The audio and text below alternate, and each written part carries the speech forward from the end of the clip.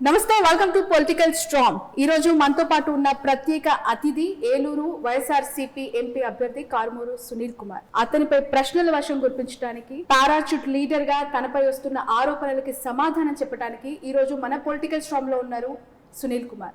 వారిని అడిగి ఈ 2024 ఎన్నికలకి ఏ విధంగా సమాయత్తం అవుతూ ఉన్నారు, నిజంగానే కొత్త అభ్యర్థిగా ఆరోపణలు ఎదుర్కొంటున్న అతనికి గ్రౌండ్ లో ఎదురవుతూ ఉన్న అనుభవాలు ఏంటి, ఇలాంటి అనేక విషయాలు అడిగి తెలుసుకుందాం. ప్రస్తుతం నాతో పాటు జాయిన్ అవుతూ ఉన్నారు మరొక జర్నలిస్ట్ వైఎన్ఆర్ గారు. అలాగే మనందరికీ తెలుసు తన రాజకీయ విశ్లేషణలతో అందరి మనసులు చూరగొంటూ ఉన్న senior political analyst KS Prasad గారు. సునీల్ గారు నమస్తే అండి. నమస్తే అండి. ఒక యువకుడిగా ఒక రాజకీయ ప్రస్థానం, తండ్రిని మించిన తనయుడిగా within span of no time ఒక రాజకీయ అనుభవాన్ని రంగరించి మీ నాన్నగారు కొన్న రాజకీయ చతురతని వెనక నుంచి నడిపించిన దానికి మీకు ప్రశంసల రూపంలో మీ పార్టీ అధినేత జగన్మోహన్ రెడ్డి గారు మీకు ఇచ్చిన అవకాశం ఏలూరు ఎంపీ. మీకు భౌగోళిక స్థితిగతుల మీద పూర్తి అవగాహన ఉందన్న విషయం నాకు బాగా తెలుసు, ఎందుకంటే మీ నాన్నగారి సక్సెస్కి your the warrior. Apart from that మీరు గ్రౌండ్లో మీరు కలిదిరిగి పనిచేస్తుంది మీ నాన్నగారు జడ్పీ ఎలక్షన్స్ దగ్గర నుంచి నాకు తెలుసు. అండ్ ఈ ప్రస్థానంలో మీకు ఎదురవుతున్న అనుభవాల కన్నా మీకు అక్కడున్న స్థితిగతుల మీద ప్రతి విషయంలోనూ మీకు ప్రభావితం చేసే అంశాలతో మీరు ముందుకెళ్తున్న ఈ రాజకీయ క్షేత్రంలో ఇవాళ మిమ్మల్ని ఎదుర్కోవడానికి చాలా రోజులు నానా తెప్పలు పడి మీ సామాజిక వర్గ ప్రతినిధిని వాళ్ళని తీసుకొచ్చో పారాచూట్ తీసుకొచ్చి కూర్చోపెడితే అసలు ఏమీ తెలియని రాజకీయ అనుభవంలో అతను క్షేత్రస్థాయిలో వాళ్ళ నాన్నగారితో పనిచేసిన ఉదంతం అయితే నాకు తెలియదు. అండ్ మీరైతే మీ నాన్నగారితో రాజకీయాల్లో ముందుండి ఆయన్ని నడిపించడానికి వెనక మీరు పడ్డ శ్రమ, ఆయన ఎలక్షన్ సక్సెస్ నాకు తెలుసు. సో ఇప్పుడు మీ కాంపిటీషన్ ముందే ఈజీ అవుతుందని ఈ ఎలక్షన్స్కి వెళ్తున్నారా? సో ఏ రోజైతే జగన్ గారు అనౌన్స్ చేశారో పేరు, ఆ రోజే ఫిక్స్ అయిపోయింది 100% వైఎస్ఆర్ కాంగ్రెస్ పార్టీ గెలవబోతుంది. ఎందుకంటే జగన్మోహన్ రెడ్డి గారు ఏదైతే అభివృద్ధి సంక్షేమ పథకాలు ఏవైతే చేశారో అది ప్రతి గడపకి అందుతున్నాయి, ప్రతి ఒక్కళ్ళు దాన్ని పొందుతున్నారు, ఉపయోగించుకోగలుగుతున్నారు. సో దీనివల్ల జగన్మోహన్ రెడ్డి గారు ఒక బంగారు బాట వేశారు, చాలా సులువుకరం చేశారు, చాలా ఈజీగా ఉంది చెప్పుకోవడానికి కూడా. ఎందుకంటే జగన్మోహన్ రెడ్డి గారు ఈ 5 ఏళ్లలో ఏవైతే సంక్షేమ ఫలాలు ఇచ్చారో ప్రజలకి అవి చెప్పుకుంటూ అభివృద్ధి, ప్రతి గ్రామంలో అభివృద్ధి జరిగింది. గతంలో పంచాయతీ బిల్డింగ్ రిపేర్ చేసుకోవడానికే డబ్బులు ఉండేవి కాదు సరిగ్గా, అలాంటిది గ్రామ సచివాలయము, హెల్త్ సెంటరు, నాడు నేడు స్కూలు, రైతు భరోసా కేంద్రము, అది ఒక గ్రామ అభివృద్ధికి ఇవన్నీ ఉపయోగపడతాయి. మీ 7 కాన్స్టిట్యున్సీస్లో మీ ఎంపీ నియోజకవర్గంలో ఎన్ని సచివాలయాలు ఉన్నాయి సార్? ఎన్ని ఆర్బీకే సెంటర్లు ఉన్నాయి? ఎన్ని నాడు నేడు స్కూళ్ళ వల్ల అభివృద్ధి చెందిన స్కూళ్ళు ఉన్నాయి? దగ్గర 600కు పైగా ఉన్నాయి, అరౌండ్ 600 ఉన్నాయి అన్నమాట. ఓకే, ప్రతి గ్రామంలో ఉన్నాయి. కొన్ని సచివాలయాలు అన్నీ కంప్లీట్ అయిపోయినాయి, కొన్ని అక్కడక్కడ మీ వర్క్స్ జరుగుతున్నాయి, కొన్ని ఓపెన్ అవ్వని కొన్ని ఉన్నాయి, చాలా తక్కువ. బట్ దానికి రీప్లేస్మెంట్స్ కూడా ఉన్నాయి. బట్ ప్రతి చోట కూడా అభివృద్ధి అనేది అది కూడా ప్రజలకి ఉపయోగపడుతుంది. సచివాలయంలో ఏం కావాలన్నా కానీ అలానే వాలంటరీ వ్యవస్థ అనుసంధానం చేసి సచివాలయానికి ప్రతి ఒక్కళ్ళకి ఊర్లో మంచి జరుగుతుంది. వాళ్ళు they can feel the difference. గతంలో ఎలా ఉండేది, గతంలో లంచాలు ఇచ్చుకుంటూ ఎంఆర్ఓ ఆఫీసుల చుట్టూ తిరుగుతా, రేపు రండి ఎల్లుండ రండి అని చెప్తా ప్రజలు విసిగి వేసారిపోయి చేతులు ఎత్తేసిన రోజులు కూడా ఉండేవి. కానీ ఇప్పుడు ప్రతిదీ కూడా గడపకి అందించి, ముఖ్యంగా మహిళల గౌరవం పెంచేలాగా జగన్మోహన్ రెడ్డి గారు ప్రతిదీ చేస్తున్నారు. మీరు ఒక విద్యావేత్తగా, అంటే నాకు తెలిసి మీరు ఫారెన్లో ఎకనామిక్స్ చదువుకుని వచ్చారు. Business economics almost the same standards Nadu Nedu school పరివర్తనగాను అండ్ ఇంగ్లీష్ మీడియం స్కూల్స్ త్రూగా ఆ ఎన్హాన్స్మెంట్. ఎందుకంటే మీకు ఎంపీ ఎలక్షన్స్ కన్నా డిక్లేర్ చేయక మునిపే మీకు ఆల్రెడీ గ్రౌండ్లో క్షేత్రస్థాయిలో మీకు ఎదురైన అనుభవాల్లో ఒక మంచి అనుభవం ఒకటి చెప్పండి. సో దగ్గర ఒక 1.5 year 2 years back, I think 1.5 year back నేను తణుకులో బాయ్స్ హై స్కూల్కి వెళ్ళాను. అప్పటికి నాడు నేడు సంథింగ్ ప్రోగ్రామ్ జరుగుతుందని కానీ I never visited any school, నేను చూడలేదు. నేను ఎంటర్ అవ్వగానే ప్రతి క్లాస్ రూమ్లో digital board and maths lab అని, అలానే ఏదైతే కంప్యూటర్స్ ట్యాబ్స్ కూడా పిల్లలకి, ఇవన్నీ చూసి నేను షాక్ అయ్యాను. ఎందుకంటే నాకు 10th తర్వాత వచ్చింది. ఇప్పుడు 8th క్లాస్ పిల్లలకే ట్యాబ్ ఇచ్చి అందులో బైజూస్ యాప్తో నేను చూశాను పిల్లలు కూడా ఎంత ఆడుతూ పాడుతూ చదువుకుంటున్నారు వాళ్ళు. నేను కొంతమంది మ్యాథ్స్ ల్యాబ్కి వెళ్ళడం జరిగింది. వాళ్ళు నాకు కూడా అసలు కొన్ని అర్థం కాని కూడా ఎంత స్పీడ్ గా చేస్తున్నారు అంటే అది కూడా నేను షాక్ అయ్యాను. గతంలో ఆ స్కూల్ దుస్థితి చాలా నార్మల్ గా ఉండేది, కొంచెం పెయింట్ అలా ఉండేది. అలాంటిది దాన్ని రూపురేఖలే మార్చేసి మళ్ళీ పిల్లలతో నేను భోజనం చేయడం జరిగింది. ఎక్సలెంట్ ఫుడ్ ఆ రోజు, ఎగ్ కానివ్వండి, ఫ్రైడ్ రైస్, వెజ్ బిర్యానీ కానివ్వండి, చిక్కీ కానివ్వండి. అసలు అలాంటి ఆలోచన ఎందుకు ఈ దేశంలో ఏ ముఖ్యమంత్రికి ఇప్పుడు దాకా రాలేదు, జగన్మోహన్ రెడ్డి గారికి వచ్చింది. సో పిల్లలు ఎప్పుడైతే ఇవన్నీ పోషకాహారం కానివ్వండి ఇవన్నీ అందుతాయో అప్పుడే కదా రేపొద్దున వాళ్ళు కంపీట్ చేసి ప్రైవేట్ స్కూల్ పిల్లలతో కంపీట్ చేసి ముందుకెళ్ళగలుగుతారు. So I was very impress. నేను అసలు జగన్మోహన్ రెడ్డి గారికి అంటే ఎప్పుడు ఇష్టమే, కానీ నేను ఈ నాడు నేడు స్కూల్స్ చూసిన తర్వాత అది ఇంకొక 100 రెట్లు పెరిగింది. సునీల్ గారు, సరే మీరు తిరుగుతున్నారు కాబట్టి మీ పార్టీ ఉపన్యాసాలు ఎలాగో చెప్తూనే ఉంటారు, కానీ సిట్టింగ్ ఎంపీల్లో ఇద్దరికి YSR Congress party ticket reject చేసిందని పార్టీ మారారు. అవును. శ్రీకృష్ణ దేవరాయలు గారు కేవలం టికెట్ రాలేదని పార్టీ మారారు. మాగుంట శ్రీనివాసరెడ్డి గారు మాగుంట శ్రీనివాసరెడ్డి గారు డెకేడ్స్ టుగెదర్ పాలిటిక్స్ లో ఉన్నారు. వైసీపీలో టికెట్ దక్కడానికి వాళ్ళిద్దరికీ లేని అర్హత ఏంటి? సునీల్ కుమార్ కు ఉన్న అర్హత ఏంటి? నేను ఎప్పుడు కూడా పార్టీని ఒక పార్టీ లేకపోతే ఎమ్మెల్యేలు కానీ ఎంపీ పదవులు కానీ ఇవేమీ లేవు. So party main. సో నేను ఎప్పుడు కూడా పార్టీ కోసం వాటి గురించి ఆలోచిస్తూ పార్టీకి ఏదైతే మంచి జరుగుతుందో అది ప్రజల్లోకి తణుకు వరకే కదా అప్పుడు నా పరిధి. సో తణుకులో ఎట్లా ఇంప్రూవ్ చేయాలి పార్టీని, రేపొద్దున మళ్ళీ ఎన్నికలు వచ్చినప్పుడు మనం ఎట్లా చేయాలి, దీని మీద వర్క్ చేస్తూ ఉండేవాడిని. ప్లస్ నేను ఇవన్నీ కూడా నేను కొన్ని డిస్కస్ చేస్తూ ఉండేవాడిని పార్టీ పెద్దలతో అక్కడంతా కూడా. సో ఎప్పుడు కూడా పార్టీ గురించే ఎక్కువ ఆలోచించేవాడిని. అలానే నాన్నగారు నెక్స్ట్ మళ్ళీ గెలవడానికి ఇంకా ఈజీగా ఉండాలి, మనం ఎక్కువ కష్టపడకుండా ముందే గ్రౌండ్ వర్క్ చేసుకోవాలి, ఇప్పుడు దీని గురించి ఎక్కువ ఆలోచిస్తూ ఉండేవాడిని. సో మేబీ అది ఆలోచన మరి అది జగన్మోహన్ రెడ్డి గారి దాకా వెళ్ళిందేమో. మరి నాకు ఈ ఆపర్చునిటీ మరి ఇవ్వడం, జగన్మోహన్ రెడ్డి గారు ఏం చూసి ఇచ్చారో జగన్మోహన్ రెడ్డి గారు మనకు చెప్పరు. ఓకే, మీరు అనుకుంటుంది ఇది, మీరు పార్టీ కోసం కష్టపడుతున్నారు కాబట్టి పార్టీ గురించి ఎప్పుడు ఆలోచిస్తూ ఉంటాను. మంచి జరగాలి, మన పార్టీ ఇంకా అందరికి ఇంకా ప్రజల్లోకి ఇంకా బాగా వెళ్ళాలి, ప్రజలకు తెలియాలి. ఎందుకంటే ఏ మాటగా ఆ మాట చెప్పుకోవాలి, తెలుగుదేశం పార్టీ ఏమి చేయకుండానే పబ్లిసిటీ పీక్స్ లో చేసుకుంటారు. కానీ వైసీపీ ఎన్ని చేసినా కూడా, ఇన్ని పథకాలు చేసినా కూడా, ఇన్ని అభివృద్ధి పనులు చేసినా కూడా ప్రజల్లోకి తీసుకెళ్లడంలో మేము కొంచెం తెలుగుదేశం పార్టీతో హానెస్ట్ గా చెప్పాను, తెలుగుదేశం పార్టీతో కంప్లీట్ జరిగిన స్థాయిలో వాళ్ళిద్దరికి లేదు, నాకు ఉందని చెప్పొచ్చు కదా. దట్ ఈస్ లాయల్టీ అని. లాయల్టీ కూడా అనేది అది అనేది దట్స్ డెఫినెట్లీ లాయల్టీ ఫ్యాక్టర్ కూడా ఉంటుంది. Definitely right. సునీల్ గారు, స్టార్టింగ్ మీరు మాట్లాడుతూ అన్నారు సంక్షేమ పథకాలు జగన్ గారు చేశారు, ఆ మంచే మాకు తిరిగి గెలిపిస్తుంది అని ఒక వర్డ్ యూజ్ చేశారు. నిజంగానే సంక్షేమ పథకాల పనితీరు 90% కంప్లీట్ చేశాం కాబట్టి అవే మాకు శ్రీరామ రక్షగా భావించి ప్రచారానికి వెళ్తున్నాను. ఒక ఎడ్యుకేటెడ్ పర్సన్ గా, ఒక యంగ్ పొలిటికల్ లీడర్ గా అభివృద్ధి ఏం చేశారు రాష్ట్రానికి వైసీపీ ప్రభుత్వం అంటే, జగన్మోహన్ రెడ్డి గారు అంటే? ఒక స్ట్రైట్ ఆన్సర్ ఏమి ఇవ్వగలుగుతారు మీ హయాంలో కంప్లీట్ అయిన ప్రాజెక్ట్స్, మీ హయాంలో తీసుకొచ్చిన developments? So first we have to start from the basics. So ఒక సిటీ ఇప్పుడు డెవలప్ అయిపోతే పల్లెటూర్లు మాత్రం గతంలో అలానే ఉండేవి అంటే నేను చూసినంత వరకు. అదే ఇప్పుడు చూసుకుంటే పల్లెటూరుల్లో కూడా ఆర్బీకే సెంటర్ కానివ్వండి, వెల్నెస్ సెంటర్ కానివ్వండి, సచివాలయం కానివ్వండి, గ్రామ సచివాలయం కానివ్వండి, డిజిటల్ లైబ్రరీస్ కానివ్వండి, నాడు నేడు స్కూల్స్ కానివ్వండి, ఇవన్నీ కూడా బేసిక్స్. ఒక గ్రామానికి ఫంక్షనింగ్ కి బేసిక్స్. ఇవి ఎక్కడో సిటీలో బిల్డింగ్స్ కడితే గ్రామాల్లో ఏమీ డిఫరెన్స్ ఉండదు. బట్ దీనివల్ల చాలా మార్పు నేను నా కళ్ళతో చూశాను. గతంలో ఎలా ఉండేదో ఇప్పుడు ఎలా ఉండేదో నా కళ్ళతో నేను చూడడం జరిగింది. So it makes a lot of difference. ఇప్పుడు కూడా పిల్లలు కూడా పిల్లలలో కూడా మార్పు వచ్చింది. ఒకప్పుడు ఒక పల్లెటూరు నుంచి వచ్చిన పిల్లవాడికి ఒక సిటీ నుంచి వచ్చే పిల్లవాడికి చాలా వ్యత్యాసం ఉండేది. ఇప్పుడు చూస్తే చాలా తగ్గిపోయింది.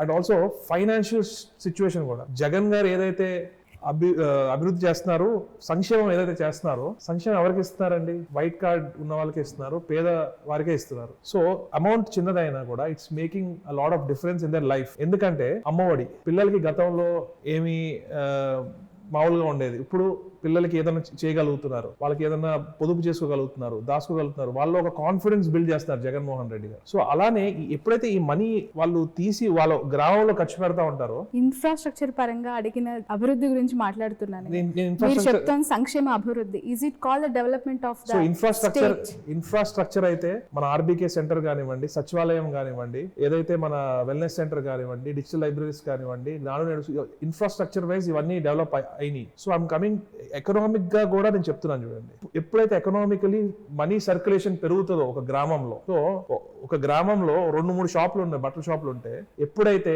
స్పెండింగ్ పవర్ పెరుగుతుందో అప్పుడు ఇంకో 2 షాపులు వస్తాయి. స్పెండింగ్ పవర్ పెరగడం అంటే వాడు సంపాదించుకొని పెరగాలి తప్ప గవర్నమెంట్ ఇచ్చే డబ్బులతో స్పెండింగ్ పవర్ పెరగకూడదు. స్పెండింగ్ ఇప్పుడు కోవిడ్ టైంలో అండి దేశం అంతా స్తంభించింది. అప్పుడు నోబెల్ లారెట్ అమర్త్య సేన్ గారు ఒకటే అన్నారు, just give money in people's hands అన్నారు ఆ టైంలో. సో మనం ఆ టైంలోనే జగన్మోహన్ రెడ్డి గారు 2019 ఎండింగ్ ఆ టైంలో సంక్షేమ పథకాలన్నీ మొదలు పెట్టారు.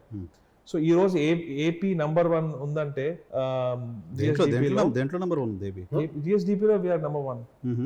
Yeah, and tax Andhra Pradesh GST income లో AP is number 1. Andhra Pradesh Sri Lanka అయిపోయిందని ప్రతిపక్షాలు చెప్తుంటే మీరు శ్రీలంక అయిపోయింది అంటారు, లేకపోతే రేపు జింబాబ్వే అయిపోయింది అంటారు, ఇంకా రకరకాల. మీరు అమర్త్య సేన్ కోట్ చేశారు కాబట్టి ఎకనామిస్ట్, మీరు కూడా ఎకనామిక్ స్టూడెంట్ కాబట్టి, విదేశాల్లో చదువుకున్నారు కాబట్టి, విదేశాల్లో మీరు చదువుకున్న దగ్గర డెవలప్మెంట్ అంటే డబ్బులు పంచడమేనా? డెవలప్మెంట్ అంటే ఓన్లీ డబ్బులు పంచడం కాదండి. జగన్మోహన్ రెడ్డి గారు ఓన్లీ డబ్బులు ఒకటే పంచలేదు, అభివృద్ధి పనులు బోల్డ్ అని చేశారు. హాస్పిటల్స్ కట్టారు, మన హాస్పిటల్స్ విత్ మెడికల్ కాలేజెస్ కట్టారు. మరి అది డెవలప్మెంట్ కాదా? ఏలూరు పార్లమెంట్ గురించి మాట్లాడుకుందాం. ఏలూరు పార్లమెంట్ లో జగన్మోహన్ రెడ్డి గారు కొబ్బరికాయ కొట్టి ఈరోజు కంప్లీట్ అయ్యి ఫస్ట్ బ్యాచ్ కూడా ఈరోజు స్టార్ట్ అయింది. మరి ఇది అభివృద్ధి కాదా? మరి ఉద్దానం కిడ్నీ సెంటర్ కట్టారు, అది అభివృద్ధి కాదు. Human development is state development. Exactly అంతే కదండి. ఇప్పుడు ఓన్లీ సిటీలో 4 బిల్డింగ్లు కడితే ఇట్ డజంట్ మేక్ ఎనీ, ఊర్లో ఉన్న ప్రజలకు ఏం ఇంపాక్ట్ ఉంటది? ఏంటంటే కంపెనీలు రాలేదు, మొత్తం వెళ్ళిపోతున్నాయి ఇక్కడ నుంచి. ఎందుకు రాలేదండి? డైకిన్ కానివ్వండి, సెంచరీ ప్లై కానివ్వండి, ఈ రోజు మన యోకోహామా టైర్స్ కానివ్వండి, మన జేఎస్డబ్ల్యూ స్టీల్ ఫ్యాక్టరీ కానివ్వండి, ఇంకా చెప్పుకుంటూ పోతే లిస్ట్ చాంతాడంత లిస్ట్ ఉంది. ఇవన్నీ గ్రీన్కో ఇన్వెస్ట్మెంట్స్. ఇప్పుడు గ్రీన్కో చూసి అదానీ వారు కూడా సేమ్ అదే గ్రీన్ ఎనర్జీ పెట్టబోతున్నారు, రిలయన్స్ వాళ్ళు పెట్టబోతున్నారు. గ్రీన్కో ఎనర్జీ అని మీరు చెప్తోంది, ఎనర్జీ కంపెనీ అని మీరు చెప్తోంది. గ్రీన్కోకి 100 ఎకరాల భూములు దోచిపెట్టేశారు అనేది తెలుగుదేశం పార్టీ చేస్తున్నారు. వాళ్ళు ఏదైనా అలానే చెప్తారండి. గ్రీన్కో 100 ఎకరాలు తీసుకుని అందులో ఏమీ వ్యవసాయం చేయరు వాళ్ళు. అందులో వాళ్ళు గ్రీన్ ఎనర్జీకి సంబంధించినవే చేస్తారు కాబట్టి. రైట్. సునీల్ గారు పారాచూట్ లీడర్ అని, రాజకీయాలంటే అసలు అనుభవం లేదని మీ పైన ఎన్నో అలిగేషన్స్, ప్రతిపక్షం అంటే కొత్తగా వచ్చేసారు, సడన్ గా వచ్చి టికెట్ దక్కించేసుకున్నాడు అని చెప్పి in party out side of the party ఎన్నో కమెంట్స్ వచ్చాయి. దాన్ని ఎలా తీసుకుంటున్నారు? సో బేసికలీ అండి, నేను 15 years ఉన్నప్పటి నుంచి నేను రాజకీయాలు చూస్తానే ఉన్నాను. 2002 నుంచి మా ఫాదర్ రాజకీయాల్లోనే ఉన్నారు. ఇవన్నీ చూస్తానే పెరిగాను. నేను 2016 ఎలక్షన్కి తిరగడం జరిగింది. అంటే మీరు 2006 ఎలక్షన్ తిరగడం. మీరు చూస్తూనే ఉన్నారు, రాజకీయాలు చేస్తూనే ఉన్న వాళ్ళకి రాని అవకాశాలు మీకు ఎందుకు వచ్చినాయని చెప్పాను కదా.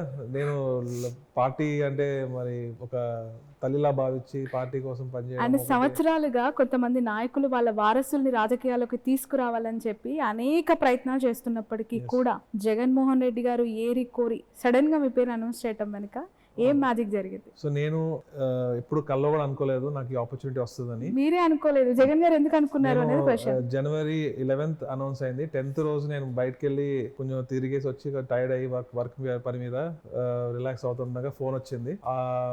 డాడీ ఫోన్ చేసి ఇట్లా ఆల్నాని గారు ఫోన్ చేసి అడిగారు, నో చెప్పొద్దు అంటున్నారు ఎంపీగా. మరి ఏంటంటే నేను ఒకటే చెప్పడం జరిగింది, జగన్మోహన్ రెడ్డి గారు మాకు కానీ మా కుటుంబం కానీ ఆయన ఒక దేవుళ్ళలాగా. సో ఇంకా ఆయనే అలా డిసిషన్ తీసుకున్నప్పుడు ఇంకా మనం ముందుకు వెళ్లాల్సిందే అని చెప్పి నేను ఒక 2 నిమిషాలు ఆలోచించి జగన్మోహన్ రెడ్డి ఎలా చెప్తే అలా అని చెప్పి ముందుకు వెళ్ళడం జరిగింది. అండ్ రాజకీయాలు అనేవి నేను ఎప్పుడు బ్యాక్ ఎండ్ లో ఉండి చూడడం కానీ చేయడం కానీ జరిగింది. బట్ జగన్మోహన్ రెడ్డి గారు ఇచ్చిన ఆపర్చునిటీ వల్ల ఈరోజు ఒక యువకుని కాబట్టి నేను ముందుకెళ్ళి ఒక చేంజ్ తీసుకురావాలి, జగన్మోహన్ రెడ్డి గారికి నిలబడి మంచి రాజకీయాలు చేయాలి. ఎందుకంటే జగన్మోహన్ రెడ్డి గారు చేసే రాజకీయాలు నాకు చాలా అంటే చాలా, ఎందుకంటే ఈరోజు చూస్తుంటే నారా లోకేష్ గారు కానివ్వండి, పవన్ కళ్యాణ్ గారు కానివ్వండి, నారా లోకేష్ గారు ఏమంటారు, బట్టలు ఎప్పుడు తీసి కొడతాను అంటారు. పవన్ కళ్యాణ్ గారు ఏమంటారు, అతాపాదాలను తొక్కేస్తాను, మోకాళ్ళ మీద కూర్చోబెట్టి తొక్కుతాను, అది అని ఇష్టం వచ్చినట్టు మాట్లాడతారు. బట్ నేను ఒక చదువుకున్న యువకుడిగా అలాంటి పాలిటిక్స్ ని ఎంకరేజ్ చేయను. ఇప్పుడు దాకా నేను జగన్మోహన్ రెడ్డి గారిని అట్లా యువతని రెచ్చగొట్టి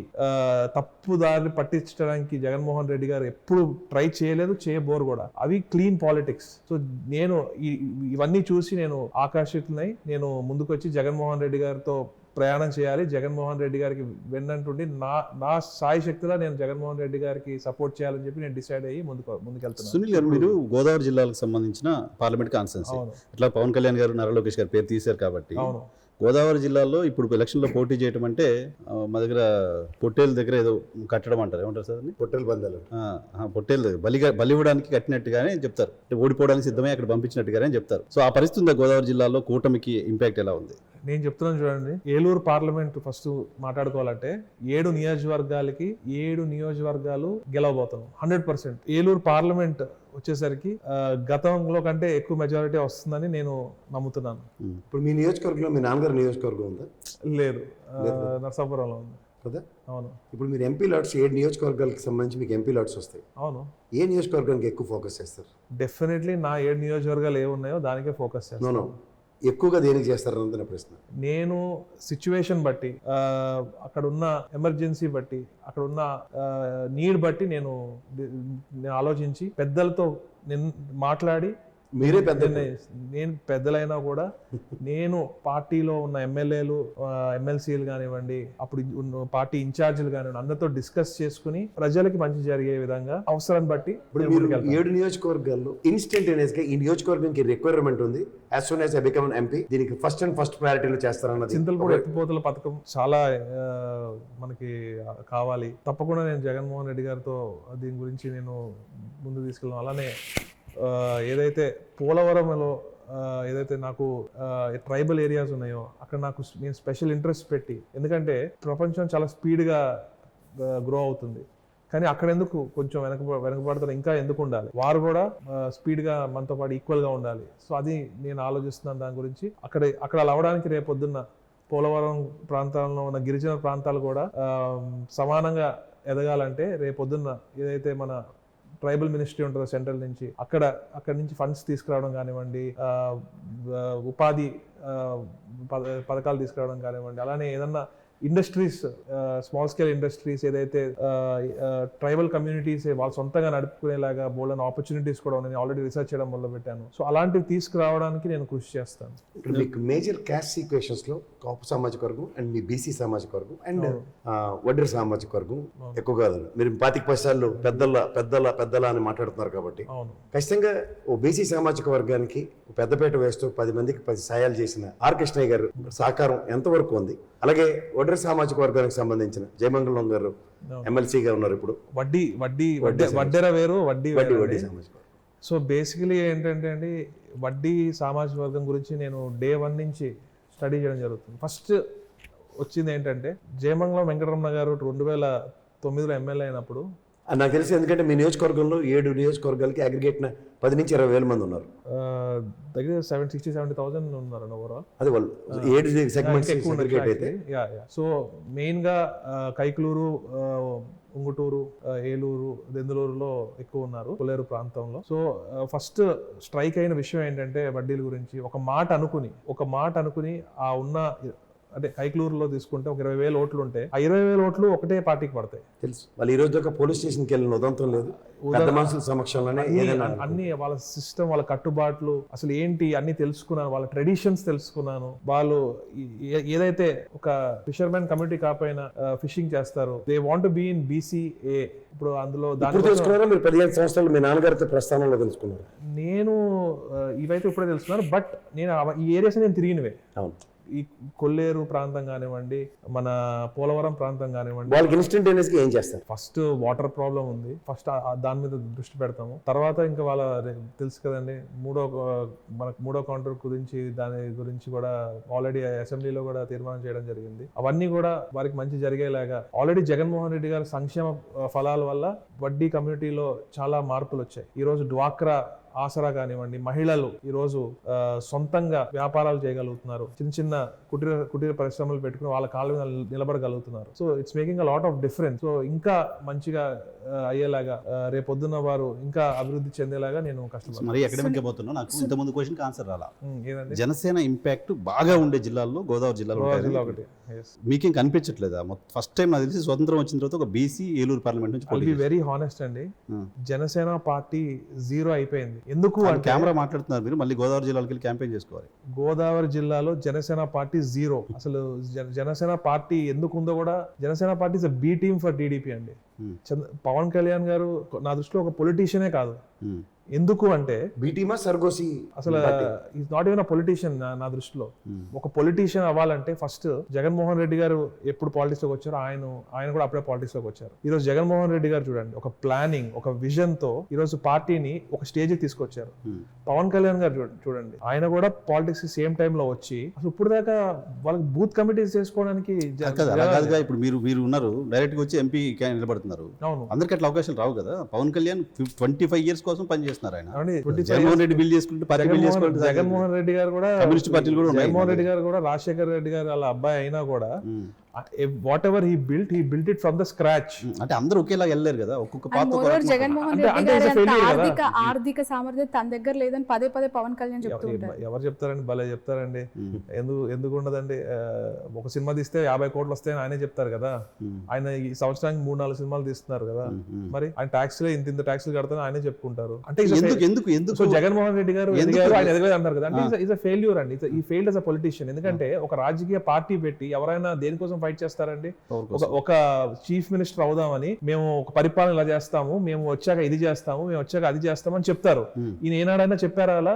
మేము వచ్చాక బట్టలిప్పి కొడతాము, మేము వచ్చాక మోకాలను నుంచో పెడతాము, మేము వచ్చాక వైసీపీ గూండాలని అది చేస్తాము ఇది చేస్తాము. గూండాలు అంటారు.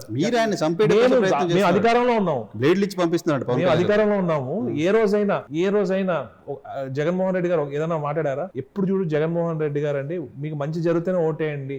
లుక్ ఎట్ ది డిఫరెన్స్ అండి. మీకు మంచి జరిగితే ఓటేయండి, లేకపోతే లేదు. ఈ లీడర్ మీకు బాగా కనిపిస్తాడు సార్. పవన్ కళ్యాణ్ ఆరాధించే వాళ్ళకి పవన్ కళ్యాణ్ గొప్పగా కనపడతాడు. ఏం చెప్తా ఇప్పుడు ఈ రోజు కాపు సామాజిక వర్గం మొత్తం పవన్ కళ్యాణ్ గారితో ఉంది అనుకుంటే మీరు పప్పులో కాలేసినట్టే.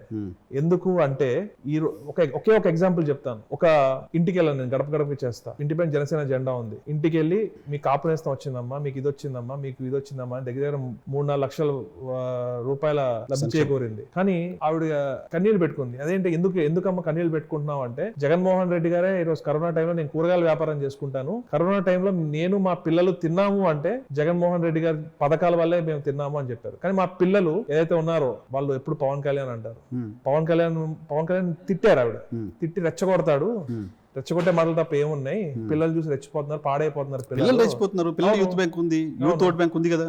యూత్ ఓట్ బ్యాంక్ ఉంటే పిల్లలు టీడీపీ ఓట్ బ్యాంక్ యాడ్ అయితే కాదండి. ఈ రోజు జనసేన నుంచి రేపు గుండెగోళ్ళలో మా పార్టీలోకి పెద్ద ఎత్తున జనసేన నుంచి జాయిన్ అవబోతున్నారు. అవుతారు సార్ మీ దగ్గర. ఎందుకు అవుతున్నారు? యువత జాయిన్ అవుతున్నారు. ఎందుకు అవుతున్నారు? They are realising Pawan Kalyan యువతని జస్ట్ అలా వాడుకుని తీసుకెళ్లి టీడీపీ వాళ్ళ కాళ్ళ దగ్గర పడేద్దాం అని చెప్పి ట్రై చేస్తున్నారు అని చెప్పి యువతకు అర్థమవుతుంది. కాదు అని కన్సిడరేషన్ ఉంది కదా. ఎవరండి ఉన్నారు? యువత వెళ్తున్నారు కానీ వాళ్ళ ఓటర్లు కాదు అని. అందులో ఓటర్లు కాని వాళ్ళు చాలా మంది, ఎక్కువ ఓటర్లు కాని వాళ్ళే ఉంటారు జనసేన పార్టీలో.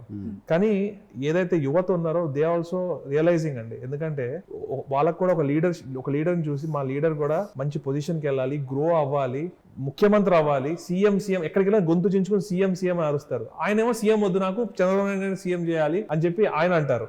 సో అక్కడే కదా వాళ్ళ హోప్స్ అన్ని. సునీల్ గారు ఒక ఆన్సర్ చెప్పండి. కాపు నేస్తామని ఇందాక కాస్ట్ గురించి మీరు మాట్లాడారు. AP is all about cost politics. ఒక యంగ్ లీడర్ గా what is your opinion on caste?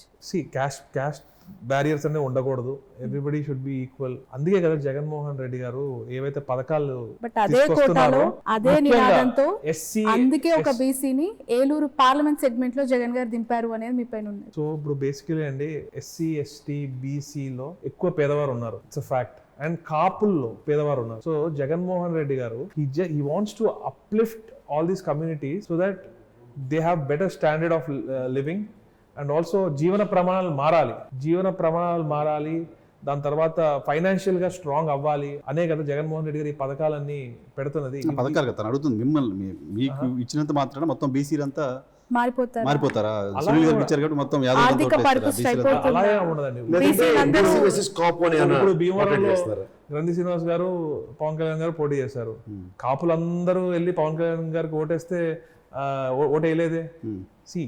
Split అవుతుంది, ఎవరి పార్టీ వాళ్ళకు ఉంటుంది. But social engineering, every community should rule. అందరూ కూడా రూలింగ్ లో ఉండాలి. ఎందుకంటే ఎవరి కమ్యూనిటీకి ఆ కమ్యూనిటీకి కొంచెం అప్లిఫ్ట్ ఇవ్వగలిగితే they'll get out of it. ఇప్పుడు నాకు ఇచ్చారు ఆపర్చునిటీ, రేపు గౌడ సమాజ వర్గానికి ఇస్తారు, and I'll be more than happy. Gouda సమాజ వర్గానికి ఇవ్వండి అని చెప్పి నేను పక్కకు తప్పుకుంటా. ఎందుకంటే everybody should get a chance. That's what I believe in, and that's what Jaganmohan Reddy గారు కూడా ఇప్పుడు చూడండి నరసాపురం పార్లమెంట్ చూసుకోండి, ఎప్పుడు కూడా అక్కడ కేవలం మన రాజులు ఎక్కువ పదవి అనుభవించారు. కానీ ఈ రోజు ఒక శెట్టిబల్జి సామాజిక వర్గానికి చెందిన ఉమాబాల గారిని తీసుకొచ్చారు. ఆవిడ గతంలో కాంగ్రెస్ లో వర్క్ చేశారు, వైసీపీలో బాగా వర్క్ చేశారు, చక్కగా అందరితో కలిసి ముందుకెళ్తున్నారు. సో ఏంటంటే అందరికీ ఛాన్స్ రావాలి. కేవలం టాప్ 4 కమ్యూనిటీస్ మీరు చేస్తుందేమో ఈక్వల్ జస్టిస్ అంటున్నారు, సోషల్ ఇంజనీరింగ్ అంటున్నారు. వాళ్ళు చేస్తే పచ్చ పార్టీ పచ్చ నాయకులను ముద్రిస్తారు, కాపు అని చెప్పి ఆ సామాజిక వర్గం పైన బురద జల్లుతున్నారు. ఇది ఎలా సాధ్యమవుతుంది అంటారు? అది కరెక్ట్ అంటారు? జగన్మోహన్ రెడ్డి గారు అండి ఒక కమ్యూనిటీని బేస్ చేసుకుని వెళ్ళట్లేదండి. ఇప్పుడు పవన్ కళ్యాణ్ గారు కేవలం ఒకే ఒక కమ్యూనిటీని బేస్ చేసుకుని పాలిటిక్స్ చేస్తున్నారు. ఎందుకంటే పవన్ కళ్యాణ్ గారు ఆ కమ్యూనిటీని తీసుకెళ్లి టీడీపీకి ఎట్లానో ఓట్లు వేయించాలని చెప్పి ప్రయత్నం క్లియర్ గా కనిపిస్తుంది. అక్కడ ఉభయ గోదావరి జిల్లాలో కాపు వర్సెస్ బీసీ అన్నది అందరికీ తెలుస్తుంది. అసలు ఏం లేదు అక్కడ ఆప్షన్ త్రూగా ఎక్స్ప్లోర్ చేశారా? మా ఫాదర్ కార్మూర్ నాగేశ్వరరావు గారు ఈ రోజు ఈ పొజిషన్ లో ఉన్నారంటే దానికి కారణం కాపు సామాజిక వర్గం. కాపులే మాకు సోదరులా ఉంటారు. మా అత్తిలి గ్రామంలో హైయెస్ట్ కాపులు ఉంటారు. మేము బ్రదర్స్ లా ఉంటాము. మా డాడీని ముందుకు నడిపించింది కాపు నాయకులే. కాబట్టి కాపులందరూ కూడా ఒకటే సైడ్ ఉంటారు అన్నది అది కరెక్ట్ కాదు. ఈ రోజు ఏ సామాజిక వర్గం తీసుకున్నా జగన్మోహన్ రెడ్డి గారు అందరికీ న్యాయం చేయాలి, సమన్యాయం చేయాలని చూస్తున్నారు. కానీ ఇతర పార్టీలు చూస్తే ఒక ఎగ్జాంపుల్ చెప్తాను. టీడీపీ గోరుముచ్చు గోపాల్ యాదవ్ గారు రీసెంట్ గా మా పార్టీలో జాయిన్ అయ్యారు. 1 year నుంచి విపరీతంగా డబ్బులు ఖర్చు పెట్టి 3.5 కోట్లు ఖర్చు పెట్టి నంద్యాలలో బస్సులో కూర్చోబెట్టి సర్వం నువ్వే చేయాలని కూడా చెప్పి మీకు ఎంపీ టికెట్ కన్ఫర్మ్ అని చెప్పారా? ఆయన అన్ని వర్కౌట్ చేసుకుంటా, ఆయన తిరుగుతా, ఆయన డబ్బులు ఖర్చు పెట్టుకుని ఇంత చేశాక కనీసం పిలిచి కూర్చోబెట్టి టికెట్ మీకు ఇవ్వలేకపోతున్నాం, కొన్ని ప్రాబ్లమ్స్ వల్ల వేరే వాళ్ళని తీసుకొస్తున్నాం అని చెప్పి ఒక ఎక్స్ప్లెనేషన్ కూడా ఇవ్వలేదు. అలా పక్కన పడేసి వేరే వాళ్ళని తెచ్చుకున్నారు, సూట్ కేసులతో వచ్చిన వాళ్ళు. అదే ఆళ్లపాటి రాజా గారు ఉన్నారు, ఆయన్ని కూర్చోబెట్టారు. దేవినేని ఉమా గారు ఉన్నారు, ఆయన్ని కూర్చోబెట్టారు. గన్ని వీరాంజనేయులు గారు ఉన్నారు, ఆయన్ని కూర్చోబెట్టి సెటిల్ చేశారు. ఎందుకు? గోరుముచ్చు గోపాల్ యాదవ్ గారిని కూర్చోబెట్టి ఈసారి మీరు తీసుకెళ్ళి చిరంజీవి గారిని కూడా కూర్చోబెట్టారు. ఎవరు? మంగళగిరి నియోజకవర్గం. చెప్తున్న పర్పస్ అంటే కొంతమందికి ఏమో పిలిచి కూర్చొని ఎక్స్ప్లెనేషన్ ఇస్తున్నారు, కనీసం ఎక్స్ప్లెనేషన్ కూడా ఇవ్వలేదు. ఎవరైతే వారి సామాజిక ఎక్స్ప్లెనేషన్ ఇచ్చారా మీ పార్టీ తరఫున? ఆర్కే గారి మీద నిలబడిన వ్యక్తి ఇచ్చారో లేదో మన చిరంజీవి బయటకు చెప్తే తెలుసు. రైట్ సునీల్ గారు, నెక్స్ట్ క్వశ్చన్. కమ్మ సామాజిక వర్గ ప్రాబల్యం ఎక్కువగా ఉన్న ఏలూరు పార్లమెంట్ సెగ్మెంట్ లో మిమ్మల్ని బీసీ క్యాండిడేట్ గా జగన్మోహన్ రెడ్డి గారు బరిలోకి దించారు. అదే ఈక్వేషన్ తో కూటమి అభ్యర్థిగా మహేష్ యాదవ్ గారు కూడా బరిలో ఉన్నారు. మోరోవర్ అటు సైడ్ 1000 కోట్ల ఆర్థిక సామ్రాజ్యం ఉన్న వ్యక్తి. అతను ఎలా ఎదుర్కోబోతున్నారు? ఈ ఈక్వేషన్ ఎలా సెట్ అవుతుంది? ఆయన దగ్గర ఉన్న సూట్ కేసు మీ దగ్గర కూడా ఉన్నాయా? నా దగ్గర అసలు ఏ సూట్ కేసు లేదండి, ఒక్క సూట్ కేసు కూడా లేదు నా దగ్గర. కేవలం జగన్మోహన్ రెడ్డి గారు ఇచ్చిన ప్రోత్సాహం కానివ్వండి, వైఎస్ఆర్ కాంగ్రెస్ పార్టీ చేసిన పథకాలు, అభివృద్ధి, మంచి ఇవే ఉన్నాయి తప్ప నా వెనకాల ఇంకా ఏ బలము లేదు. ఇప్పుడు మీరు ఇద్దరు ఒకే సామాజిక వర్గం కదా, ఓట్ స్ప్లిట్ అయ్యే ఛాన్స్ ఉందా? అవుతే అవ్వచ్చు, ఎవరికి తెలుసు. కాకపోతే స్థానికతను ఎంతవరకు మీరు జస్టిఫై చేస్తారు, ఆయన ఎంతవరకు justify చేయగలరు? నేను మా 4 fathers నుంచి వచ్చిన ప్రాపర్టీస్ వచ్చేసి మొయ్యేరు డివిజన్ లో ఉన్నాయి. మొయ్యేరు డివిజన్ ఉంగుటూరు కాన్స్టిట్యున్సీలో ఉంది, ఏలూరు పార్లమెంట్ లో ఉంది. సో అది నేను లోకలా నాన్ లోకలా అది మీరే డిసైడ్ చేయొచ్చు. ఇప్పుడు ఎవరైతే కొత్తగా వచ్చారో కడప, మైదుకూరు, అటు ఈస్ట్ గోదావరి అల్లుడు, మరి ఆయనకైతే నేను ఈ గోదావరి జిల్లాలో తిరిగిన వాడిని. చిన్నప్పటి నుంచి నేను ఏలూరులో నిక్కర్లేసి తిరిగేవాడిని. అంత ఇదిగా తెలుసు నాకు, ఎందుకంటే జడ్పీ చైర్మన్ గా ఉండగా మా నాన్నగారు ఏలూరులో ఉండేవాళ్ళు. అప్పుడు రెగ్యులర్ గా రావడం, ఆయనతో కలిసి తిరగడము, ఆ ఏరియా హాలిడేస్ వస్తే అంతా తిరగడం అంతా అలవాటు. వెస్ట్ గోదావరికి ఒక కల్చర్ ఉంది, ఒక ట్రెడిషన్స్ ఉన్నాయి, అవన్నీ కూడా ఒక యాక్సెంట్, యాస, భాష మాకు అంతా కూడా ఒక ఇట్స్ ఆల్ డిఫరెంట్. అండ్ అంటే మీ గోదావరి జిల్లాలో పెద్ద ప్రాబ్లం ఏంటంటే అతిథి మర్యాదలు ఎక్కువ చేస్తారు. రకరకాల ప్రాంతాల నుంచి వచ్చి మాతో స్పెండ్ చేయాలి, మా ఆతిథ్యం స్వీకరించాలి అని చెప్పి చాలా మంది ఫ్రెండ్స్ కూడా అడుగుతా ఉంటారు, వస్తూ ఉంటారు. ఎందుకంటే మాకు కల్చర్ ఉంది కాబట్టి. ఇప్పుడు వచ్చిన సుధాకర్ యాదవ్ గారు అతిథి ఎక్కువ చేస్తారని అతిథులకి ఫుల్ గా మర్యాద చేస్తామండి, ఫుల్ గా మర్యాద చేసి పంపిస్తాము. మర్యాదగా ఓట్లేరా? మర్యాద చేసి పంపించేస్తాము. Right, continuation. ఏం అర్థం చేసుకున్నారు భౌగోళికంగా ఏలూరు పార్లమెంట్ సెగ్మెంట్ ని ఏ విధంగా అర్థం చేసుకున్నారు? అక్కడ ఉన్న కాన్ఫ్లిక్ట్స్ ఏం గుర్తించారు? Eluru parliament is very diverse అండి. అప్ నార్త్ ట్రైబల్ కమ్యూనిటీ, మన కొండారెడ్డిస్, Koya community, down south Kaikaluru, ఇక్కడ మన కొల్లేరు ప్రాంతం, దెందులూరు, ముటూరు చూస్తే వడ్డీ కమ్యూనిటీ చాలా డైవర్స్ గా ఉంటది. బీసీ, ఎస్సీ, ఎస్టీ, మైనారిటీస్ కూడా దగ్గర 70,000 ఓట్ల దాకా మైనారిటీస్ కూడా ఉన్నారు. ఒక మినీ ఆంధ్రప్రదేశ్ అని చెప్పొచ్చు ఏలూరు పార్లమెంట్. సో ప్రతి ఒక్కరిని కూడా కలుపుకుంటూ అందరికీ మంచి చేసుకుంటూ ముందుకెళ్లాలని చెప్పి నేను. మీరు అన్నారు నిక్కర్ నుంచి లీడర్ గా ఏలూరులోనే నా బాల్యం అంతా గడిచిపోయింది అని చెప్పి. You are looking very soft and kind hearted person, చూడడానికి వెల్ ఎడ్యుకేటెడ్. ఈ రగ్గడ్ పాలిటిక్స్, ఈ మాస్ పాలిటిక్స్ ఏ విధంగా సెట్ అవుతాయి అనుకున్నారు మీకు? పాలిటిక్స్ చూస్తా ఉంటే చాలా సార్లు చిరాకు వచ్చేదండి, లిటరలీ చెప్పాలంటే. ఇప్పటికి ఆ ఫీలింగ్ ఉందా? ఇప్పుడు వన్స్ దిగాక మన వెనకాల చూసేది ఉండదు. బట్ గతంలో మాత్రం ఈ నీచ రాజకీయాలు చూసి మా ఫాదర్ తర్వాత ఎవరు పాలిటిక్స్ లో ఉండకూడదు మా ఫ్యామిలీ నుంచి అని అనుకున్న రోజులు కూడా ఉన్నాయి. కానీ జగన్మోహన్ రెడ్డి గారికి ఒక వీర విధేయుడుగా జగన్మోహన్ రెడ్డి గారు చేస్తున్న ఈ పరిపాలన చూసి, అంటే నాడు నేడు స్కూల్స్ కానివ్వండి, ఇందాక చెప్పినట్టు ఎప్పుడు కూడా జగన్మోహన్ రెడ్డి గారు అధికారంలో ఉన్నాం, పోలీస్ మన గవర్నమెంట్ కంట్రోల్లో ఉంటది, అయినా కూడా ఏ రోజు కూడా ఒకరిని రెచ్చగొట్టి కానివ్వండి, ఒక రాంగ్ ఇన్స్టిగేషన్ చేసి గొడవలు అయ్యేలా చేయడం కానివ్వండి ఎప్పుడు లేదు. ఓన్లీ పార్టీ చూడడం, కులం చూడడం, మతం చూడడం, ప్రాంతం చూడడం అని చెప్పిన ఏకైక ముఖ్యమంత్రి జగన్మోహన్ రెడ్డి గారు. అయితే ఈ నారా లోకేష్ గారు ఏమంటున్నారు ఈరోజు, మీ వాలంటీర్లు చెప్తే కాదు నడవదు, మా కౌన్సిలర్లు, మా వార్డ్ మెంబర్లు ఏది చెప్తే అదే జరుగుతుంది అని చెప్పి ఓపెన్ గా చెప్తున్నారు. చంద్రబాబు నాయుడు గారు మా పార్టీ వాళ్ళకే చేయండి, మా పార్టీ వాళ్ళకే చూడండి అని చెప్పి కలెక్టర్ల మీటింగ్ లో చెప్పడం జరిగింది. దట్ ఈస్ ద డిఫరెన్స్ అండి. ఈ డిఫరెన్స్ చూసి నేను ఒక యువకుడిగా జగన్మోహన్ రెడ్డి గారు చేస్తున్న క్లీన్ పాలిటిక్స్ చూసి నేను ముందుకు రావడం జరిగింది. మీరు చాలా సాఫ్ట్ అంటున్నారు కదా. నేను సాఫ్ట్ అని మీరు అనుకోవచ్చు, కానీ నాకు దెందులూరు నియోజకవర్గం మీ పరిధిలోకి వస్తుంది. అవును. అక్కడ some sort of rugged politics will take place. Yeah, extremely rugged politics. So how confident you are? And contest చేశారు కదా నాగేశ్వర గారు ఇంతకుముందు. మా ఫాదర్ 2014లో దెందూరులో కంటెస్ట్ చేశారు. చింతమనేని గారి మనుషులు ఎలక్షన్ రోజు మా ఫాదర్ కాన్వాయ్ మీద అటాక్ చేశారు, రాళ్లతో కారు అద్దాలు పగలగొట్టారు, మా డాడీ బాడీ గార్డ్ తలకాయ పగలగొట్టారు. అంత ఘోరమైన పాలిటిక్స్ ఉంటాయి. కానీ అబ్బాయి చౌదరి గారు యూకేలో చదువుకున్నారు, గత 10 సంవత్సరాల నుంచి నాకు ఆయన పరిచయం. సో ఆయన చదువుకుని వచ్చి he's made a difference there. ఇప్పుడు మారే ప్రజలు కూడా గమనిస్తున్నారు. ఇప్పుడు జగన్మోహన్ రెడ్డి గారు ఒక ఎన్ఆర్ఐ ఒక యూకే రిటర్న్ తీసుకొచ్చి చింతమనేని ప్రభాకర్ మీద పెట్టారంటే దాని వెనకాల చాలా ఆలోచన ఉంటుంది.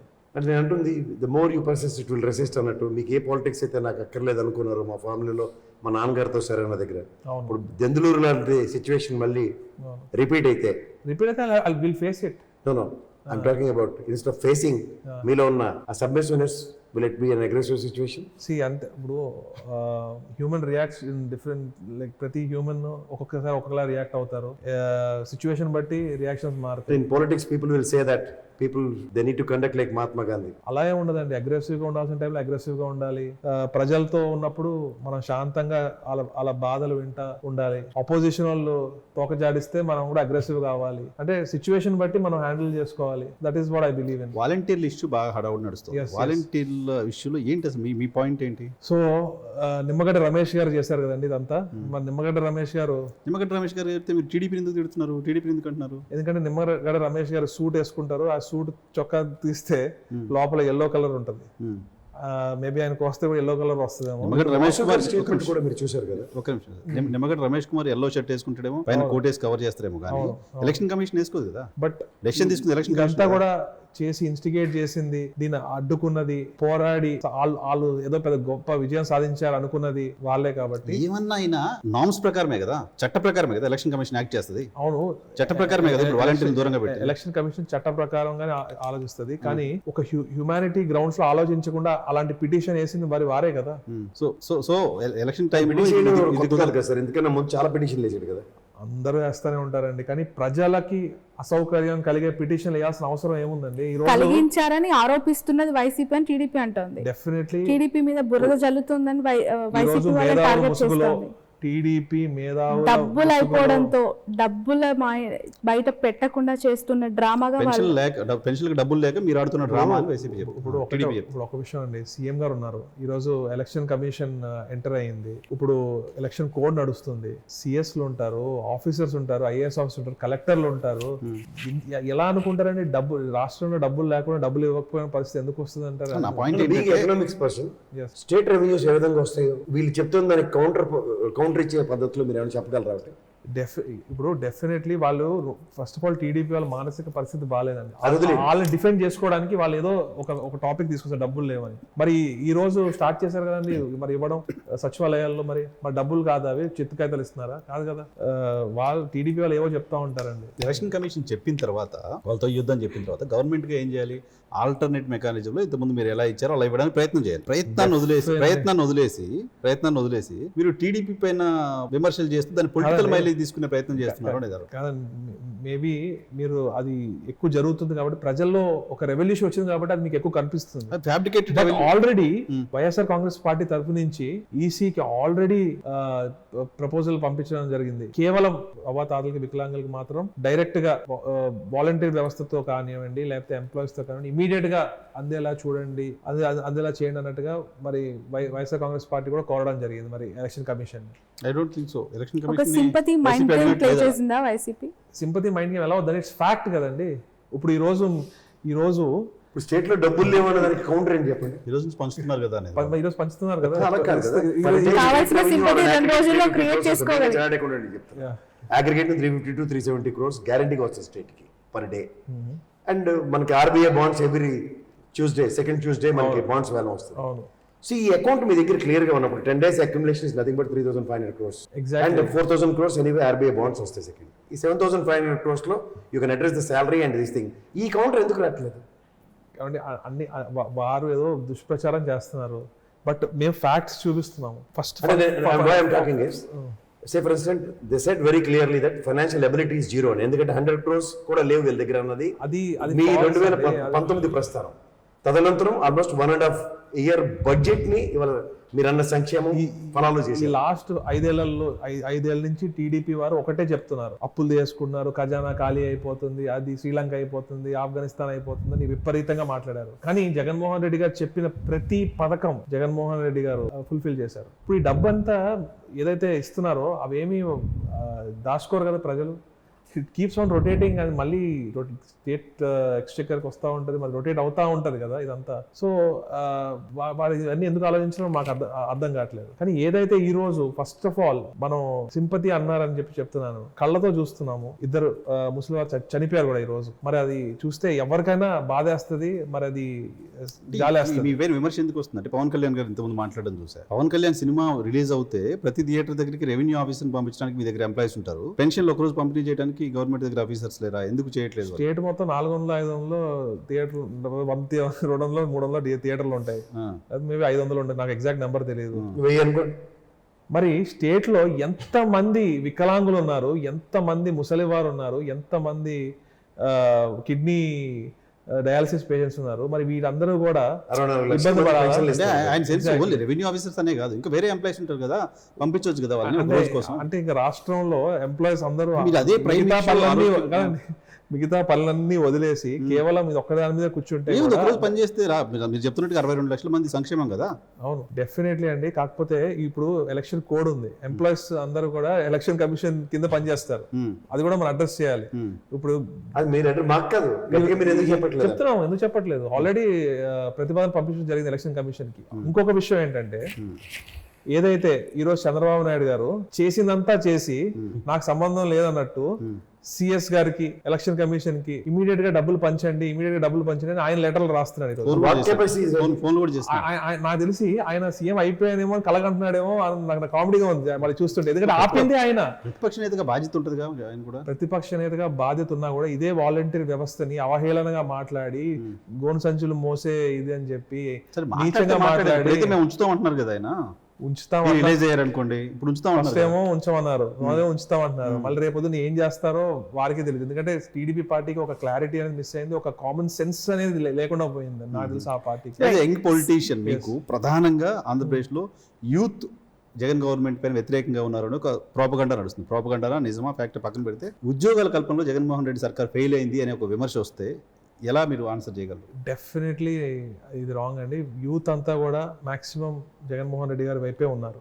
ఎందుకు అంటే, జగన్మోహన్ రెడ్డి గారు ఏదైతే సచివాలయ ఉద్యోగాలు ఇచ్చారో, గతంలో ఏ ప్రభుత్వం ఇలా ఇచ్చిందా? ఇవ్వలేదు. ఈరోజు వాలంటీర్లు ఆడుతూ పాడుతూ మహిళలు కానివ్వండి, ఆ గ్రామంలో ఉండేవాళ్ళు కానివ్వండి, వేరే జాబ్ చేసుకుంటూ కూడా వారికి 5,000 రూపీస్ తక్కువ అనిపించవచ్చు, కానీ అది ఒక గౌరవ వేతనం. ఆ 5,000 రూపీస్ కూడా దానివల్ల కూడా ఆ ఊరికి మన మనీ ఏదైతే స్టేట్ మొత్తం రొటేట్ అవుతూ ఉంటుంది. దానివల్ల ఎంతో మందికి ఆర్థికంగా బలపడ్డారు. మరి గతంలో నిరుద్యోగులకి 3,000 అని చంద్రబాబు నాయుడు గారు చెప్పి గౌరవ వేతనం కాదు, ఉద్యోగాల కల్పన, దాంట్లో మీరు ఎందుకు ఫెయిల్ అయ్యారు అనుకుంటున్నారు మీరు? ఈ రోజు ఒక డైకెన్ కానివ్వండి, మన ఒక JSW కానివ్వండి, ఈ రోజు ఇన్ఫోసిస్ వైజాగ్ లో కానివ్వండి, ఎన్నో కంపెనీస్ రావడం జరిగింది. వాళ్ళు కొబ్బరికాయలు కొడితే మీరు వచ్చి రిబ్బన్లు కట్ చేశారు అనే ఆరోపణ ఉంది. గుర్తుంది తప్ప టీడీపీ హయాంలో వాళ్ళు కొబ్బరికాయలు కొట్టి శిలాఫలకం పెడితే మీరు వచ్చి రిబ్బన్లు కట్ చేశారు. మేము చేసిన వాటికి కంప్లీషన్ అక్కడ జరిగింది. వాళ్ళ హయాంలో జరిగిన డెవలప్మెంట్ అసలు జీరో అని చెప్పి ఒకే ఒక ఎగ్జాంపుల్ చెప్తానండి. కుప్పంకి చంద్రబాబు నాయుడు గారు కొబ్బరికాయ కొట్టారు ఎయిర్పోర్ట్కి, కుప్పం ఎయిర్పోర్ట్కి. కుప్పం నుంచి బెంగళూరు ఎయిర్పోర్ట్ 1.5 hours. అసలు ఏదైనా కూరగాయలు ఎక్స్పోర్ట్ చేసుకోవడానికి ఎయిర్పోర్ట్ కడతా అన్నారు. కూరగాయలు ఎక్స్పోర్ట్ చేసుకోవాలంటే బెంగళూరు ఎయిర్పోర్ట్ 1.5 hours దూరం. అలా ఉంటాయండి టీడీపీ. ఏదైతే చేస్తారో వాళ్ళు ఏదైతే చెప్తారో అది చేయరు. జగన్మోహన్ రెడ్డి గారు ఏదైతే చెప్తారో అదే చేస్తారు. ఇప్పుడు జగన్మోహన్ రెడ్డి గారు ఒకటే ఆలోచించాలి. ఈరోజు 4 పోర్ట్స్ డెవలప్మెంట్ మీద జగన్మోహన్ రెడ్డి గారు దృష్టి పెట్టారు. మనకున్న 972 or 74 kilometers కోస్ట్ లైన్లో 4 పోర్ట్లు వస్తే రేపొద్దున్న ఎంత ఎకానమీ పెరుగుతుంది. పోర్టు చుట్టూ ఇండస్ట్రీస్ వస్తాయి. అలానే 10 ఫిషింగ్ హార్బర్స్ పెడితే ఫిషింగ్ హార్బర్స్ చుట్టూ ఫుడ్ ప్రాసెసింగ్ యూనిట్స్ వస్తాయి. సో ఆల్ దీస్ ఇవన్నీ జాబ్స్ క్రియేట్ చేస్తాయి. మళ్ళీ ఇండస్ట్రియల్ కారిడార్ ఒకటి మనకి ఏంటంటే, మనకు నేషనల్ హైవే చెన్నై నుంచి కలకత్తా దాకా ఉంది. అది మన స్టేట్ ద్వారా వెళ్తుంది. దాని చుట్టూ ఇండస్ట్రియల్ కారిడార్స్ డెవలప్ చేద్దామని. ఇవన్నీ జగన్మోహన్ రెడ్డి గారు ఒక విజన్తో రేపు మన స్టేట్ పిల్లలు వేరే రాష్ట్రాలకు వెళ్లకుండా ఇక్కడే ఉండాలని చెప్పి జగన్మోహన్ రెడ్డి ఇవన్నీ డెవలప్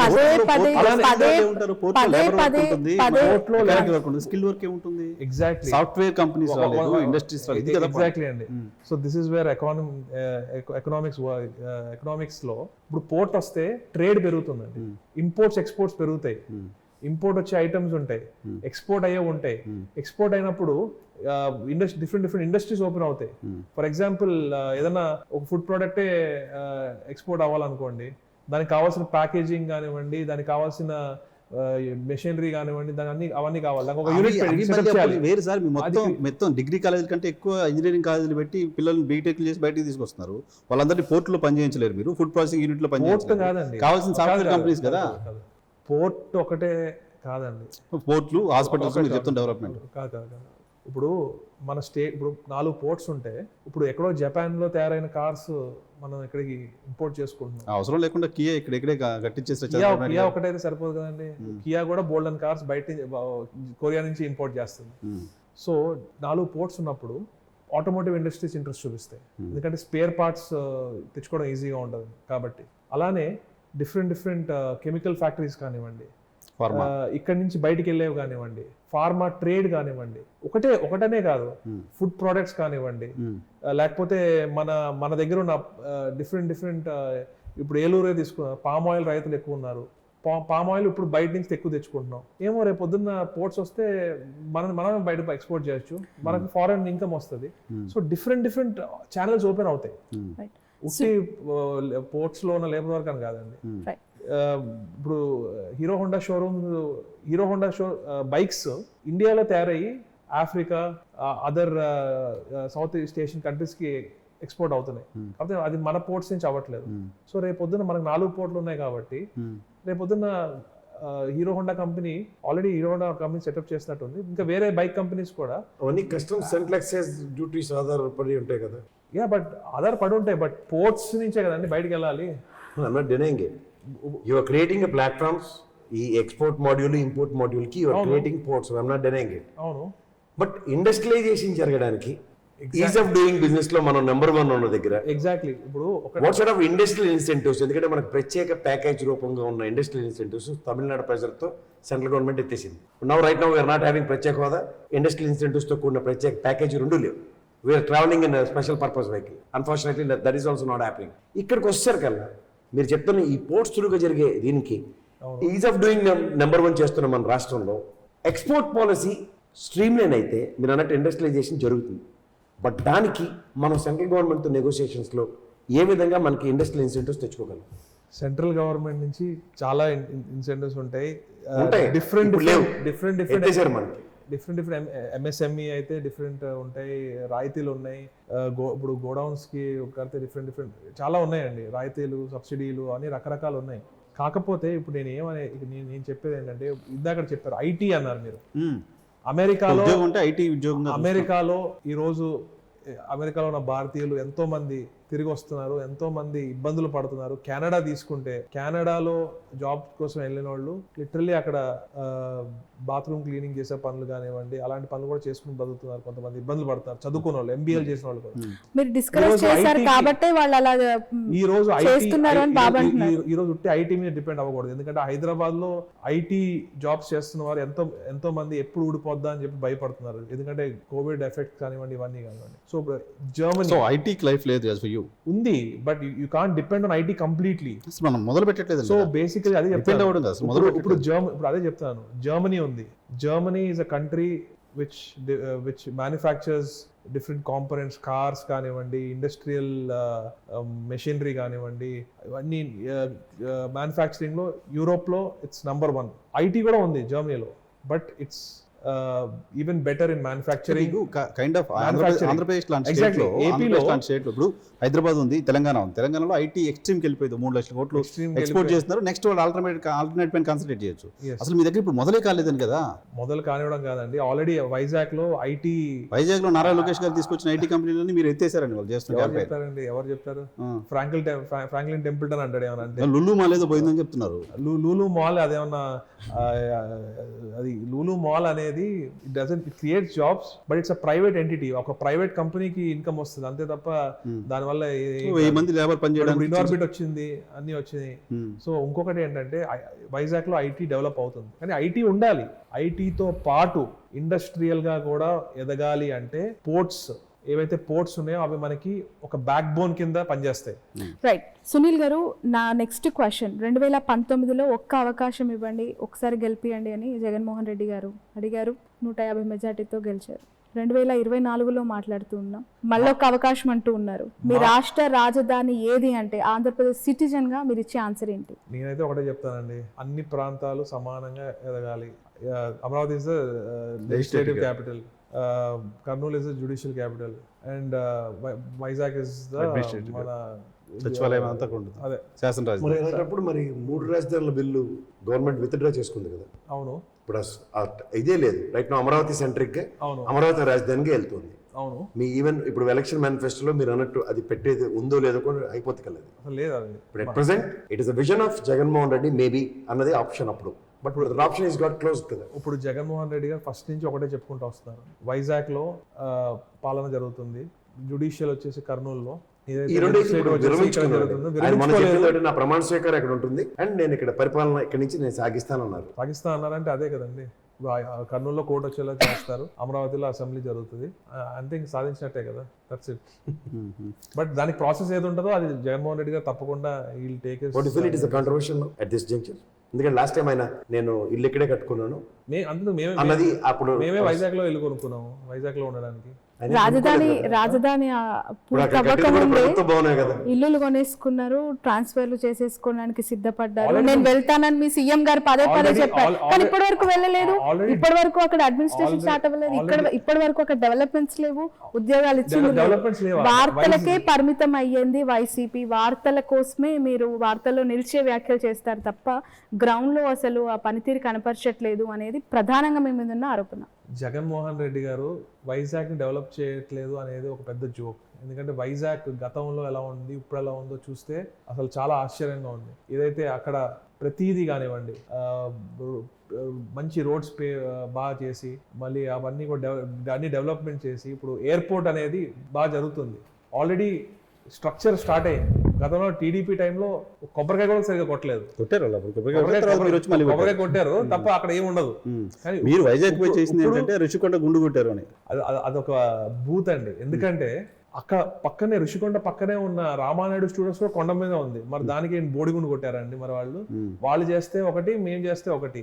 ఇప్పుడు డెవలప్మెంట్ జరగాలంటే కట్టడం ఓకే, ప్రభుత్వానికి జగన్మోహన్ రెడ్డి జనరల్ గా ఆల్రెడీ అక్కడ రిసార్ట్ ఉండేది, కూల్చేయడం పైన ఎక్కువ జగన్మోహన్ రెడ్డి గారు కాన్సన్ట్రేట్ చేస్తారు. అక్కడ ఆల్రెడీ టూరిజం బిల్డింగ్స్ ఉంటే కూల్చేసి కట్టారు. అది అవును, పాత బిల్డింగ్స్ అవి ఎప్పుడో జమానా ఎప్పుడో కట్టిన బిల్డింగ్స్. ఇప్పుడు గ్రోత్ అనేది ఉండాలి, డెవలప్మెంట్ అంటే కొత్త బిల్డింగ్ కట్టే ఉన్న బిల్డింగ్ కోల్పోవడం. ఎగ్జాక్ట్లీ డెవలప్మెంట్ అనేది అంటారు. మరి పాత భూత్ బంగాల్లో ఉన్న బిల్డింగ్స్ ని తీసేసి అక్కడ బ్రహ్మాండమైన కొత్త బిల్డింగ్ ముఖ్యమంత్రి ఇల్లు కట్టుకున్నారు. అది ఏది కట్టినా కూడా అది ప్రభుత్వానికి ప్రజలకి చెందినవి, రేపు పొద్దున ప్రజలకు ఉపయోగపడతాయి అంతే. మరి అవన్నీ ఇప్పుడు డెవలప్మెంట్ జరగాలి అంటారు. మరి అక్కడ మరి డెవలప్మెంట్ జరిగినప్పుడు పునాదికైనా మరి తవ్వుతారు కదండి. మనకు బోర్డు గుండు కొట్టేశారు అది అని చెప్పి ఫ్రెండ్స్ ఎవరో యుఎస్ లో సెటిల్ అయిన వాళ్ళు, లండన్ లో మీరు చదువుకున్నారు కదా, ఫ్రెండ్స్ ఎవరో ఉంటారు. ఎవరో ఫోన్ కాల్లో ఆంధ్రప్రదేశ్ క్యాపిటల్ ఏంటి సునీల్ అని అడిగితే ఏం చెప్తారు మీరు? ఏం చెప్తాము? ఇదే చెప్తాం, పరిపాలన రాజధాని వైజాగ్ అని చెప్తాం. అది కాలా మీరు చెప్పడానికి, ఇంటర్వ్యూ చెప్పడం కాదు. మీరు బిల్లు పెట్టారు, వెనక్కి తీసుకున్నారు. As of now what is your capital? హైదరాబాదే కదండి ఇప్పుడు మన క్యాపిటల్. ప్రస్తుతం మన క్యాపిటల్ హైదరాబాదే ఆన్ పేపర్.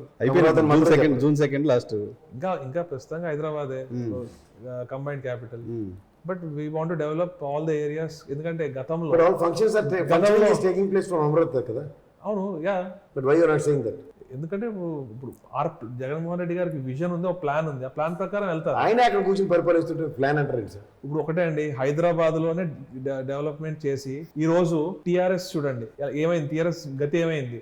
రూరల్ ఏరియాస్ మొత్తంలో గుండు కొట్టేశారు ప్రజలు. మరి ఇప్పుడు మీకు కూడా అదే జరుగుతుంది. మరి అస్సలు జరగదు. గ్రామాల్లో అర్బన్ లో గుండు కొడతారు. అస్సలు సమస్య లేదు.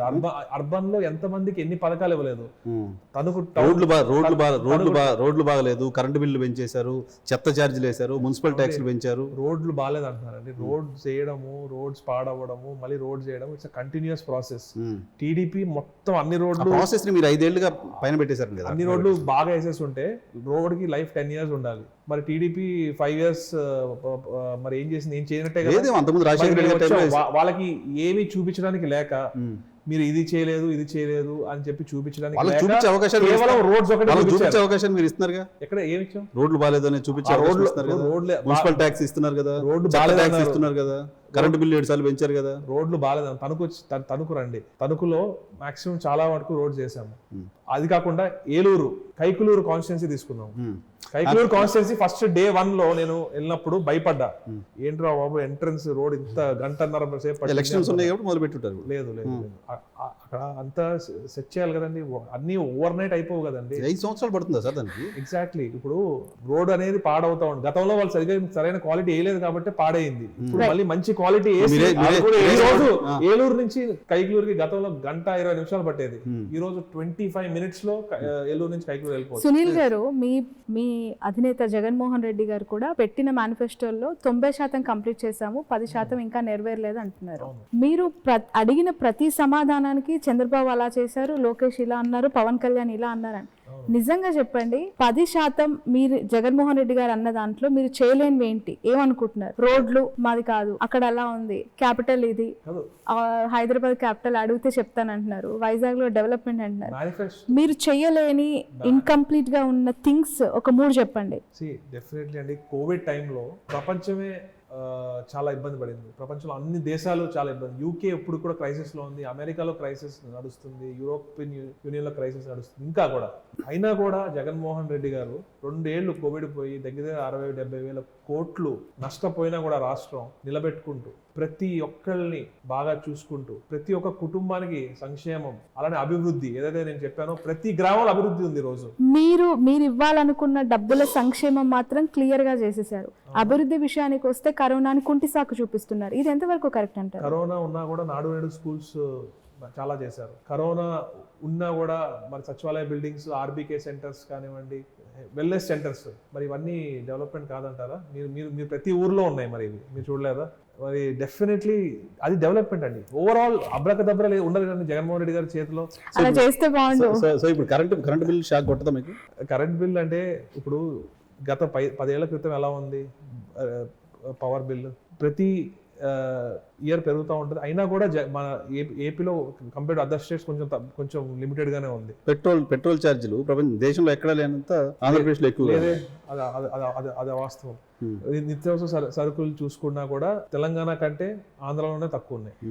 చెత్త ట్యాక్స్ డ్యామేజ్ కావట్లేదు మీకు టౌన్స్ లో? కేంద్రం ట్యాక్స్ ఏమని చెప్పి కేంద్రం ఆదేశించింది. కేంద్రంలో అధికారంలో బీజేపీ రాష్ట్రాలు చేయింది కూడా మీరు ఎందుకు చేస్తున్నారు? గతంలో ట్యాక్స్ వేయలేదని చెప్పి ఫైన్ కూడా వేసింది కేంద్రం. మరి అదే భారతీయ జనతా పార్టీ కూటమిలో ఉన్న టీడీపీ మీపై విమర్శ చేస్తారు. వాళ్ళు అంతే, వాళ్ళు చేస్తారు. కానీ ఏమని చేశారు? చెత్త ట్యాక్స్ ఎందుకు చేశారు అని చేశారు. కానీ ఈ రోజు కేంద్రం నుంచి గైడ్ లైన్స్ ఉన్నాయి, you have to collect tax ఇది అని చెప్పి, తడి చెత్త పొడి చెత్త అని చెప్పి వాళ్ళు కేంద్రం నుంచి కొన్ని గైడ్ లైన్స్ ఉన్నాయి. స్వచ్ఛ భారత్ దాంట్లో మరి వాళ్ళు పెట్టిన రూల్స్. మరి గతంలో వారే ఫైన్లు వేశారు.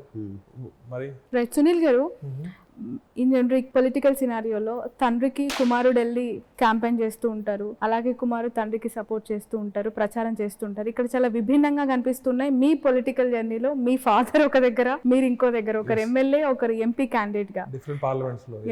ఎలా చూడాలి దీన్ని? సో ఇబ్బంది అనిపించట్లేదా? తండ్రి వచ్చి ప్రచారం చేయట్లేదు నియోజకవర్గంలో, వస్తే బాగుండేది. అప్పుడప్పుడు చిన్న పనులు ఉన్నప్పుడు వెళ్తా ఉంటాను తప్ప నా పని నేను చేసుకుంటా ఉంటాను. ఏలూరు పార్లమెంట్ లో ఎమ్మెల్యేలు అందరూ కూడా నన్ను చాలా బాగా కలిసి ఒక టీమ్ గా ముందుకెళ్తున్నాము. ముఖ్యంగా ఆళ్ళ నాని గారు, మా జిల్లా ప్రెసిడెంట్ గారు కానివ్వండి, అలానే కోటగిరి శ్రీధర్ గారు కానివ్వండి, ఎవరైతే he made way for me and he's guiding me. And also ఎమ్మెల్యేలు అందరూ కూడా అభయ్ చౌదరి గారు కానివ్వండి, డిఎన్ఆర్ గారు కానివ్వండి, అలానే మా కొత్త క్యాండిడేట్ విజయరాజ్ గారు కానివ్వండి, బాలరాజ్ గారు మిస్సెస్ రాజలక్ష్మి గారు కానివ్వండి, కొత్త క్యాండిడేట్ ప్రతాప్ అప్పారావు గారు కానివ్వండి, అందరూ కూడా వాసుబాబు గారు కానివ్వండి, ఉంగుటూరు, మేమందరం కూడా అభయ్ చౌదరి గారు, మేమందరం కూడా ఒక టీమ్ లాగా పనిచేస్తున్నాము. అందరితో మంచి పరిచయాలు ఉన్నాయి. చక్కగా ప్లాన్ చేసుకుని వీఆర్ వర్కింగ్ టుగెదర్. అండ్ 7 సీట్లు 100% కొట్టబోతుంది. ఎందుకంటే ఆల్రెడీ రికార్డ్ ఉంది, 7 సీట్స్ గెలుస్తున్నాము.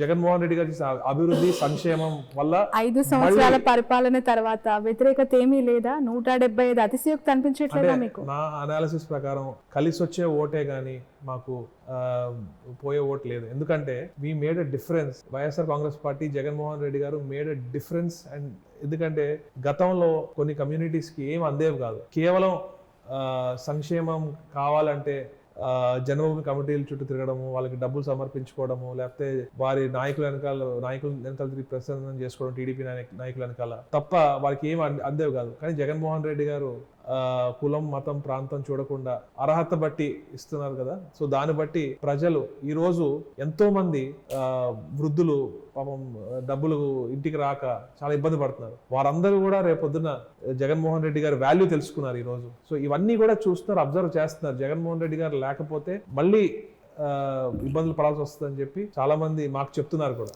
కార్మూర్ నాగేశ్వరరావు గారికి లాస్ట్ 3 ఎలక్షన్స్ మీరు బ్యాకప్. అవును, అంటే రకరకాల అవసరాలు ఉంటాయి కాబట్టి నేను ఒక్కడనే ఫుల్ అని మీరు కూడా ఇన్వాల్వ్ అయ్యాను. ఇంట్లో పర్సన్ ఒక ఎలక్షన్ లో పనిచేయడం వల్ల డెఫినెట్ గా అడ్వాంటేజ్ ఎవరికైనా. ఈసారి మీరు అక్కడ లేరు ఆయనకి. అవును అవును. ఇబ్బంది ఫీల్ అవుతున్నారు ఏమన్నా? నా టీం, నేను లేకపోయినా నా టీం ఉంది. నా సొంత టీం ఒకటి పెట్టుకున్నాను. నేను రోజుకి ఒక హాఫ్ అన్ అవర్ నా టీంతో మాట్లాడుతున్నాను. ఎప్పుడు కలిసారు చివరిసారి కార్మూర్ నాగేశ్వరరావు గారిని? మేము ఈ 70 days లో ఒక 2-3 సార్లు కలిసి ఉంటాను. అంతే అంతే, 2-3 times. అంతే అంతే. మీకు ఇంకో సబ్మిషన్, సాధారణంగా ఒక పొలిటికల్ ఫ్యామిలీస్ నుంచి వచ్చిన పిల్లలు నేను ముందు ఉండాలి, లేకపోతే పలానా నా ఫ్రెండ్ అను. మీరు శ్రీధర్ గారు ఏమైనా ఫ్రెండ్స్ కాదు, కానీ ఇప్పుడైతే బ్రదర్స్ లా ఉంటున్నాము. కానీ అంటే సాధారణంగా నేను కూడా యాస్పిరెంట్ అనుకునే దగ్గర he has given a good contribution towards your basically అంటే 2 years బ్యాక్ ఆయన ఏ రోజు ఫ్యామిలీ అవసరాల కోసం he decided to not to contest. కానీ ఆయన ఫస్ట్ ప్రపోజ్ చేసింది నా పేరే. What's your bondage? We are like brothers. We every day we talk and we meet when it's necessary. We discuss. We go to meetings together and we work really hard for the party.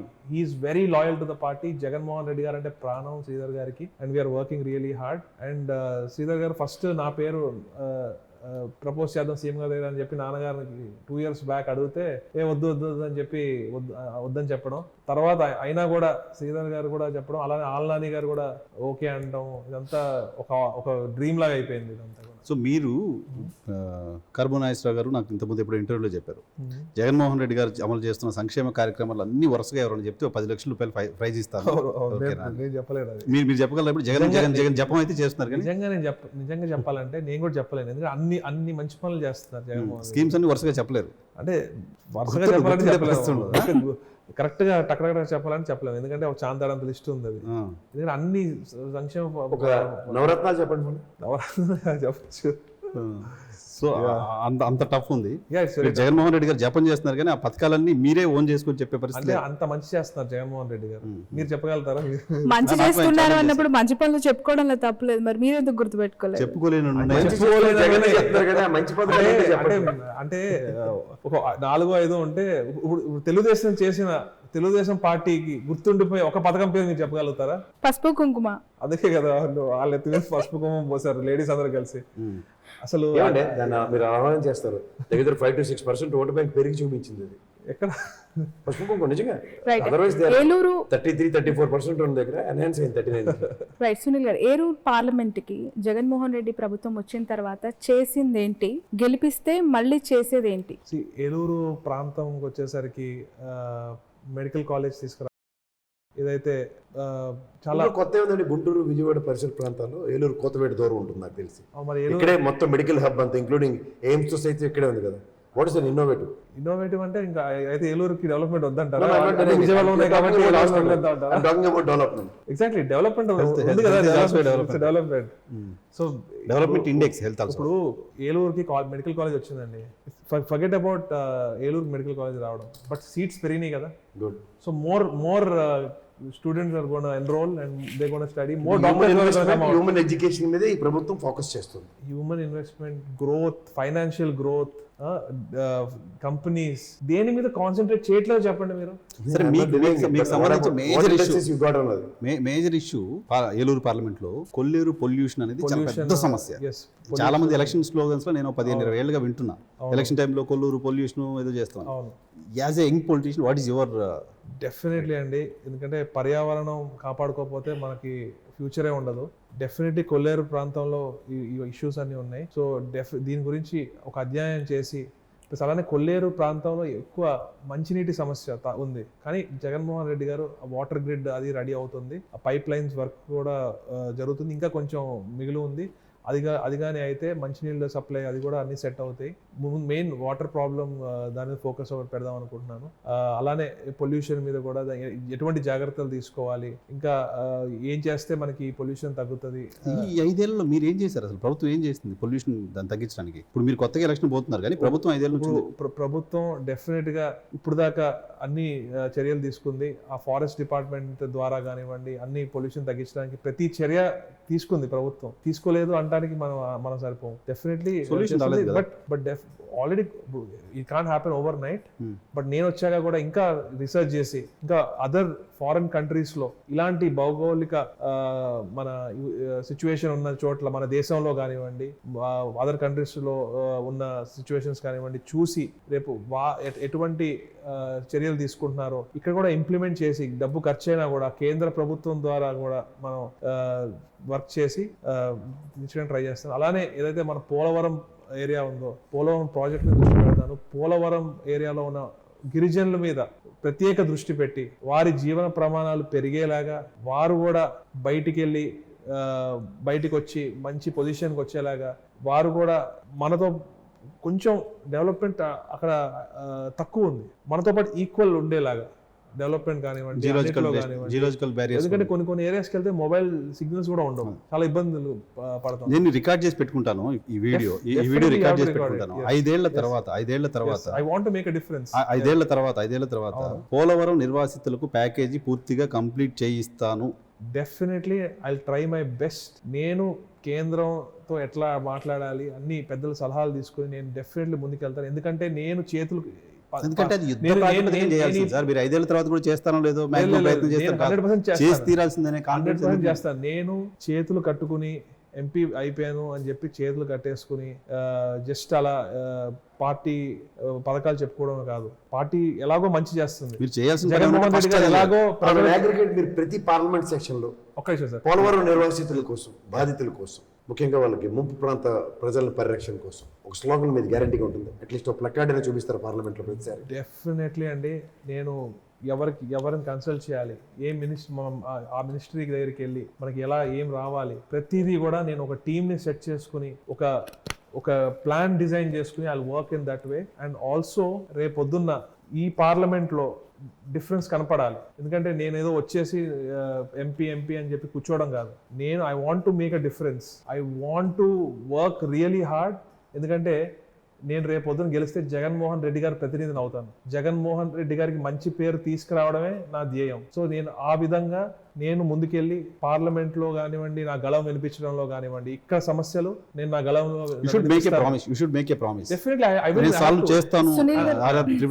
సంక్షేమ పథకాలు చాలా ఉన్నాయి, చెప్పలేనని ఉన్నాయి కాబట్టి ఠకివని చెప్పలేని అన్నారు కదా. జగన్మోహన్ రెడ్డి గారు ప్రామిస్ చేసి అధికారంలోకి వచ్చిన తర్వాత చేయలేనివి, అయ్యో ఇవి చేస్తుంటే బాగుండేదేమో అని అనుకున్న ఒక 2 పాయింట్స్ చెప్పగలరా? మద్యపాన నిషేధం అన్నారు కానీ అది కొంచెం కొన్ని కారణాల వల్ల తగ్గింది. కానీ కూడా జగన్మోహన్ రెడ్డి గారు ముందే చెప్పారు మద్యపానం ముట్టుకుంటే షాక్ కొడుతుంది అని ఎలక్షన్ ముందే చెప్పడం జరిగింది. రేట్లు పెంచడం జరిగింది, దానివల్ల కన్సంప్షన్ తగ్గింది. ఏవైతే బెల్ట్ షాప్స్ ఉన్నాయో అవన్నీ తీసేయడం జరిగింది. మరి ఈ రోజు మద్యం దొరకాలంటే చాలా కష్టమైన పరిస్థితి ఉంది. మరి దీనివల్ల కన్సంప్షన్ తగ్గింది. మరి ఈ రోజు ప్రతిపక్షాలేమో మేము మంచి లిక్కర్ తక్కువ రేటుకి ఇస్తాము అని చెప్పి ప్రచారం చేసుకుంటున్నారు. మరి ఎన్టీ రామారావు గారు మద్యపానం ఎత్తేసిన ఎన్టీ రామారావు గారి వారసులని చెప్పుకునే వీరు ఈ రోజు మద్యపానం తక్కువ రేటుకి ఇస్తాము, మంచి నాణ్యమైనది ఇస్తాము, రేపొద్దున ఆరోగ్యశ్రీలో మీ లివర్ కి ఫ్రీగా ఆపరేషన్ కూడా చేయిస్తాము అన్నట్టుగా ఉంది. మరి నెక్స్ట్ వన్ మద్యపాన నిషేధం, ఇంకోటి మద్యపాన నిషేధం సిపిఎస్. కానీ దానికి మనం అన్ని చూసారు కదా, జగన్మోహన్ రెడ్డి గారు మాత్రం అన్ని కూడా ఇప్పుడు చెప్తా కరోనా వల్ల కానివ్వండి అన్ని కూడా ఎఫెక్ట్ అయింది కదా. సరే కరోనా ప్రజలు మర్చిపోయినా మీరు మర్చిపోనిచ్చేలా లేరే, ఎందుకంటే ప్రతిదానికి తీసుకొచ్చి రుద్దుతున్నారు. Corona affected the world economy, మనం పక్కన పెట్టేలేము. సిపిఎస్ కి కరోనాకి ఏంటి సంబంధం? అన్ని అవును. మరి ఇప్పుడు సిపిఎస్ కి నాకు అవగాహన లేకుండా ఇచ్చిన కాదండి ఒకటండి, ఇప్పుడు సిపిఎస్ కి కరోనాకి సంబంధం ఏదో అంటున్నారు. ఎకానమీ ఎఫెక్ట్ అయ్యింది. మరి ఎకానమీ ఎఫెక్ట్ అయ్యిందంటే ఇంప్లిమెంట్ లేని సిపిఎస్ ని మన స్టేట్లో నేను రద్దు చేస్తానని చెప్పాడు జగన్మోహన్ రెడ్డి గారు. సో అది అవగాహన లేకుండా ఇచ్చిన హామీ అనేది ప్రభుత్వం కమిట్ అయింది. దాన్ని వదిలేద్దాం అక్కడికి. సరే, రైట్. రాబోయే ఎన్నికలకి 3 పార్టీల కూటమి బయలుదేరింది. మిమ్మల్ని ఓడిస్తానంటున్నారు, మిమ్మల్ని ఇంటికి పంపిస్తాను, అదే మా లక్ష్యం అంటున్నారు. భయం వేస్తుందా ఏలూరులో? ఈ భయం అనే మాటే ఉండదండి. ఎందుకంటే ఈ రోజు ఇటు చంద్రబాబు నాయుడు గారు, పవన్ కళ్యాణ్ గారు, ఇటు పురంధేశ్వరి గారు కలిసినా కూడా కింద క్యాడర్ కలవలేదు. చంద్రబాబు నాయుడు గారు ముందే ఒకళ్ళు పిడిగుద్దులు గుద్దుకుంటున్నారు. అంత దయనీయమైన పరిస్థితిలో ఉన్నారు. ఈ రోజు అంబికా కృష్ణ గారు ఏలూరు పార్లమెంట్కి మేము టీడీపీకి సపోర్ట్ చేయట్లేదు, మాకు తపనా చౌదరి గారికి సీట్ ఇవ్వాలి, టీడీపీ బీజేపీ వేరు, ఆర్ఎస్ఎస్ బీజేపీ వేరు, ఇప్పుడు టీడీపీ బీజేపీ వాళ్ళకే సీట్లు వచ్చినాయి అని చెప్పి ఒక సీనియర్ లీడర్ అంటున్నారంటే ఇక్కడ వాళ్ళు ఎంత దయనీయమైన పరిస్థితిలో అర్థం చేసుకోవచ్చు. మీరు కూడా కంటే ఎక్కువ అవతల వాళ్ళు కలవట్లేదులే, వాళ్ళ డిస్టర్బెన్స్ ఉందిలే, పవన్ కళ్యాణ్ ముఖ్యమంత్రి కాదంటున్నారు కాబట్టి వాళ్ళు ఓట్లేదులే, వీటి మీద ఎక్కువ ఆధారపడుతున్నారు. అలా ఏమి ఉండదండి. ఎందుకంటే ఇప్పుడు ప్రజలు కూడా అన్ని గమనిస్తూ ఉంటారు కదండి. ఎవరు ఏంటి, జగన్మోహన్ రెడ్డి గారు ఏంటి, ఒకటే లైన్ లో వెళ్తా ఉంటారు. మీ పార్లమెంట్ కాన్స్టిట్యూన్సీ గురించి మాట్లాడదాం. ఎందుకు పుట్టా మహేష్ యాదవ్ ఓటేయకూడదు, ఎందుకు సునీల్ కుమార్ యాదవ్ ఓటేయాలంటే ఏంటి, ఒక 2 పాయింట్స్ చెప్పండి. సింపుల్ అండి. సునీల్ కుమార్ యాదవ్ ఈ గడ్డ బిడ్డని, నేను ఇక్కడ కల్చర్ కానివ్వండి, ఇక్కడ యాస భాష అన్నీ తెలిసిన వాడిని, ఇక్కడ ప్రజలతో సంబంధాలు ఉన్నవాడిని, నాయకులతో సత్సంబంధాలు ఉన్నవాడిని, ఇక్కడ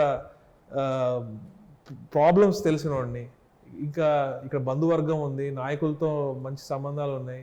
సో ఏదైనా చేయగలుగుతాను అంటే వెంటనే నాకు ఎక్కడ ప్రాబ్లం వస్తే ఏం చేయగలుగుతాను ఏంటి అవన్నీ నాకు అవగాహన ఉంది. ఇప్పుడు ఎక్కడో కడప నుంచి వస్తే అక్కడ సమస్యలు వేరు. మీరు చెప్తున్న మీ స్ట్రెంత్ మిగతా చాలా చోట్ల మీ అభ్యర్థులకు వీక్నెస్ అవుతుంది. చెవిరెడ్డి భాస్కర్ రెడ్డి గారిని తిరుపతి నుంచి తెచ్చి ఒంగోలులో పెట్టారు, నెల్లూరు నుంచి అనిల్ తీసుకొచ్చి నరసరావుపేటలో పెట్టారు. ఇప్పుడు ఒకటి చెప్తానండి, గతంలో మేకపాటి గారు కూడా నెల్లూరులో గెలవడం జరిగింది, ఇక్కడ నరసరావుపేటలో గెలిచారు. నరసరావుపేటలో గెలవడం జరిగింది, నరసరావుపేటలో గెలిచారు మేకపాటి గారు కూడా.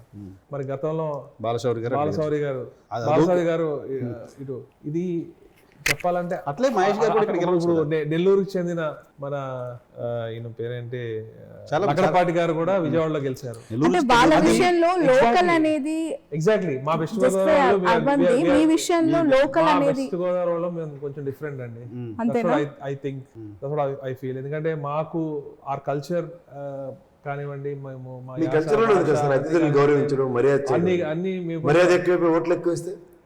కాదు. పైగా మీ ఏలూరుకి సూపర్ స్టార్ కృష్ణ గారు గుంటూరు నుంచి వచ్చి కంటెస్ట్ చేసి గెలిచారు. అవును గెలిచారు. యా బట్ లోకల్ కాదు కదా, వాళ్ళ మిస్సెస్ ఇక్కడ కైకలూరే కదండి. అప్పుడు విజయనగరం గారు. సో అలా ఆదరించారు. బట్ స్టిల్ ఆదరించారు. ఇప్పుడు అక్కడ కడప నుంచి వచ్చిన ఆయనకి ఇక్కడ ఏం సంబంధం లేదు, ఇక్కడ బంధువర్గం లేదు, చుట్టరికం లేదు, ఇక్కడ ఏమీ లేదు అసలు ఇక్కడ చెప్పాలంటే ఒకరోజేమో కర్ణాటకలో పుట్టాను, కర్ణాటకలో పెరిగాను అన్నారు, ఒకసారేమో రాయలసీమలో పుట్టి కర్ణాటకలో పెరిగాను అంటున్నారు. సో మీకు ఎమ్మెల్యేల మద్దతు ఉంది, బంధువులు ఉన్నారు, మీకు బలగం ఉంది, బలం ఉంది, సమస్యలు తెలుసు. ఓకే, పుట్టా మహేష్ యాదవ్ వెనుక 3 పార్టీలు ఉన్నాయి, 3 నాయకులు ఉన్నారు, ఆర్థిక అండదండలు ఉన్నాయి, 0.85% ఉన్న బీజేపీ ఉంది, ఓట్ల లేని జనసేనకులు ఉన్న జనసేన పార్టీ ఉంది. ఎంపీ సీట్లు ఎంపీ లేక ఎంపీ కంటెస్టెంట్స్ లేక ఒక 0.85% ఓట్ షేర్ ఉన్న పార్టీకి 6 ఎంపీ సీట్లు ఇచ్చిన ఒక బలహీనమైన ఒక పార్టీ ఉంది. మరి ఎట్లా ఉందంటే ఒక పంచర్ అయిన 3 చక్రాల రిక్షాలా ఉంది. అంటే మీ ఏలూరులో ఇప్పుడు 7కి 7 వైఎస్ఆర్సీపీ గెలిచింది కదా కదా. అవును. సో తెలుగుదేశం ప్రెజెన్స్ లేని దగ్గర లేదు, మీ పని సులువు అవుతుందని ఎందుకు చెప్పరు? చాలా సులువు అవుతుంది. ఇప్పుడు పోలవరం ఉంది, జనసేన, అది చాలా ఈజీగా ఉంటుంది.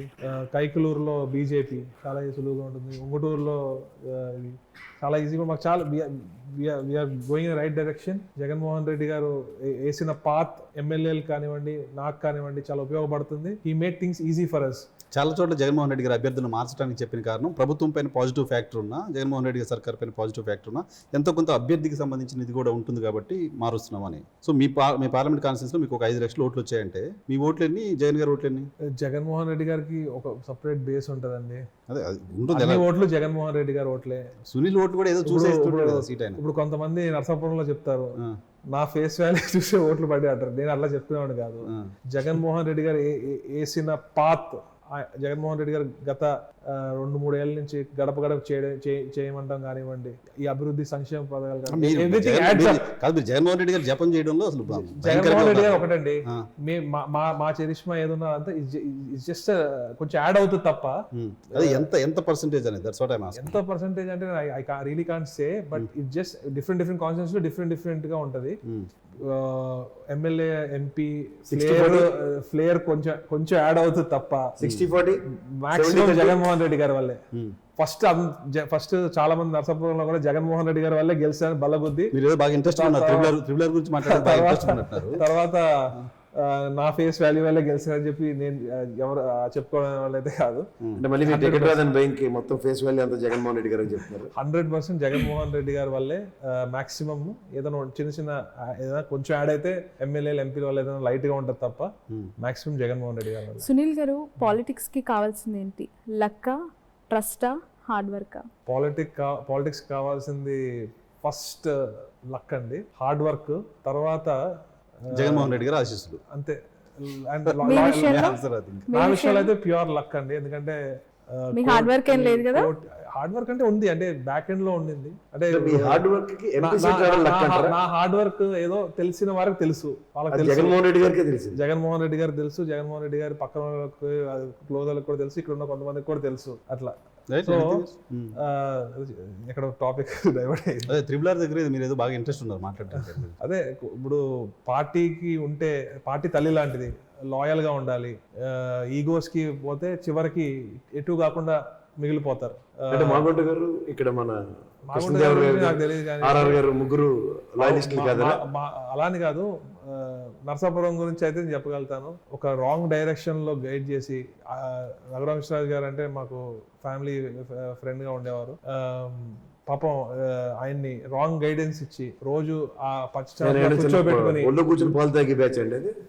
పచ్చ ఛానల్స్ లో మాట్లాడిచ్చి ఆయన క్యారెక్టర్ ని పాడు చేసి ఈరోజు ఆయన టికెట్ లేకుండా వాడుకుని డస్ట్బిన్ లో పడేశారు. మీలాంటి వాళ్ళు సలహా ఇవ్వచ్చు కదండి. పాపం జగన్ గారే ఆయనకు టికెట్ రాకుండా చేశారని చెప్పి ఆయన కమెంట్స్ చేస్తున్నారు కదా. అంటే జగన్ గారు అంత పవర్ఫుల్ అని చెప్పి వాళ్ళే ఒప్పుకుంటున్నారు. ఒక జాతీయ పార్టీలో కూడా టికెట్స్ డిసైడ్ చేస్తున్నారంటే జగన్మోహన్ రెడ్డి గారు అంత పవర్ఫుల్ అని వాళ్ళు చెప్పుకుంటున్నారు. నిజమైతే జగన్మోహన్ రెడ్డి గారు ఇస్ వెరీ గ్రేట్, అంతే. అద్భుతంగా అన్ని ప్రశ్నలకి సమాధానం చెప్తూ ఉన్నారు, ప్రతిదీ కూడా ఆన్సర్ చేయడానికి ప్రయత్నం చేస్తూ ఉన్నారు. రాజకీయ ఓనమానాలు నేర్చుకుని తండ్రి దగ్గర, జగన్మోహన్ రెడ్డి గారి దగ్గర, ఇద్దరు దగ్గర ఇప్పుడు హీరోస్ అని ఉంటారు కదా. నాకు మా ఫాదర్ హీరో, జగన్మోహన్ రెడ్డి గారు పొలిటికల్ గురువు అంటే అన్ని చూసి నేర్చుకోవడం అండి. కానీ జగన్మోహన్ రెడ్డి గారు is my inspiration. My father is my hero and my inspiration as well. But Jaganmohan Reddy గారు ద వే, అంటే నేను ఈ జనరేషన్లో ఇలాంటి పొలిటీషియన్ ని మన కంట్రీలో ఎక్కడ ఎవరున్నారండి who thinks about feeding the kids the right nutrition, you know, and also giving the kids tabs కానీ, బ్యాగ్స్, బుక్స్, బట్టలు కానివ్వండి, ఇవన్నీ which leader thinks you know in such a way. గతంలో ఎక్కడైనా ఇలా ఉందా? మన ఏపీ స్టేట్ తీసుకుంటే ఏ నాయకుడైనా రాజశేఖర రెడ్డి గారు చేశారు, రాజశేఖర రెడ్డి గారి కంటే బాగా చేస్తున్నారు. Right sir, thank you very much. సమయం కేటాయించినందుకు. Wish you all the best Sunil garu. Wish you good luck.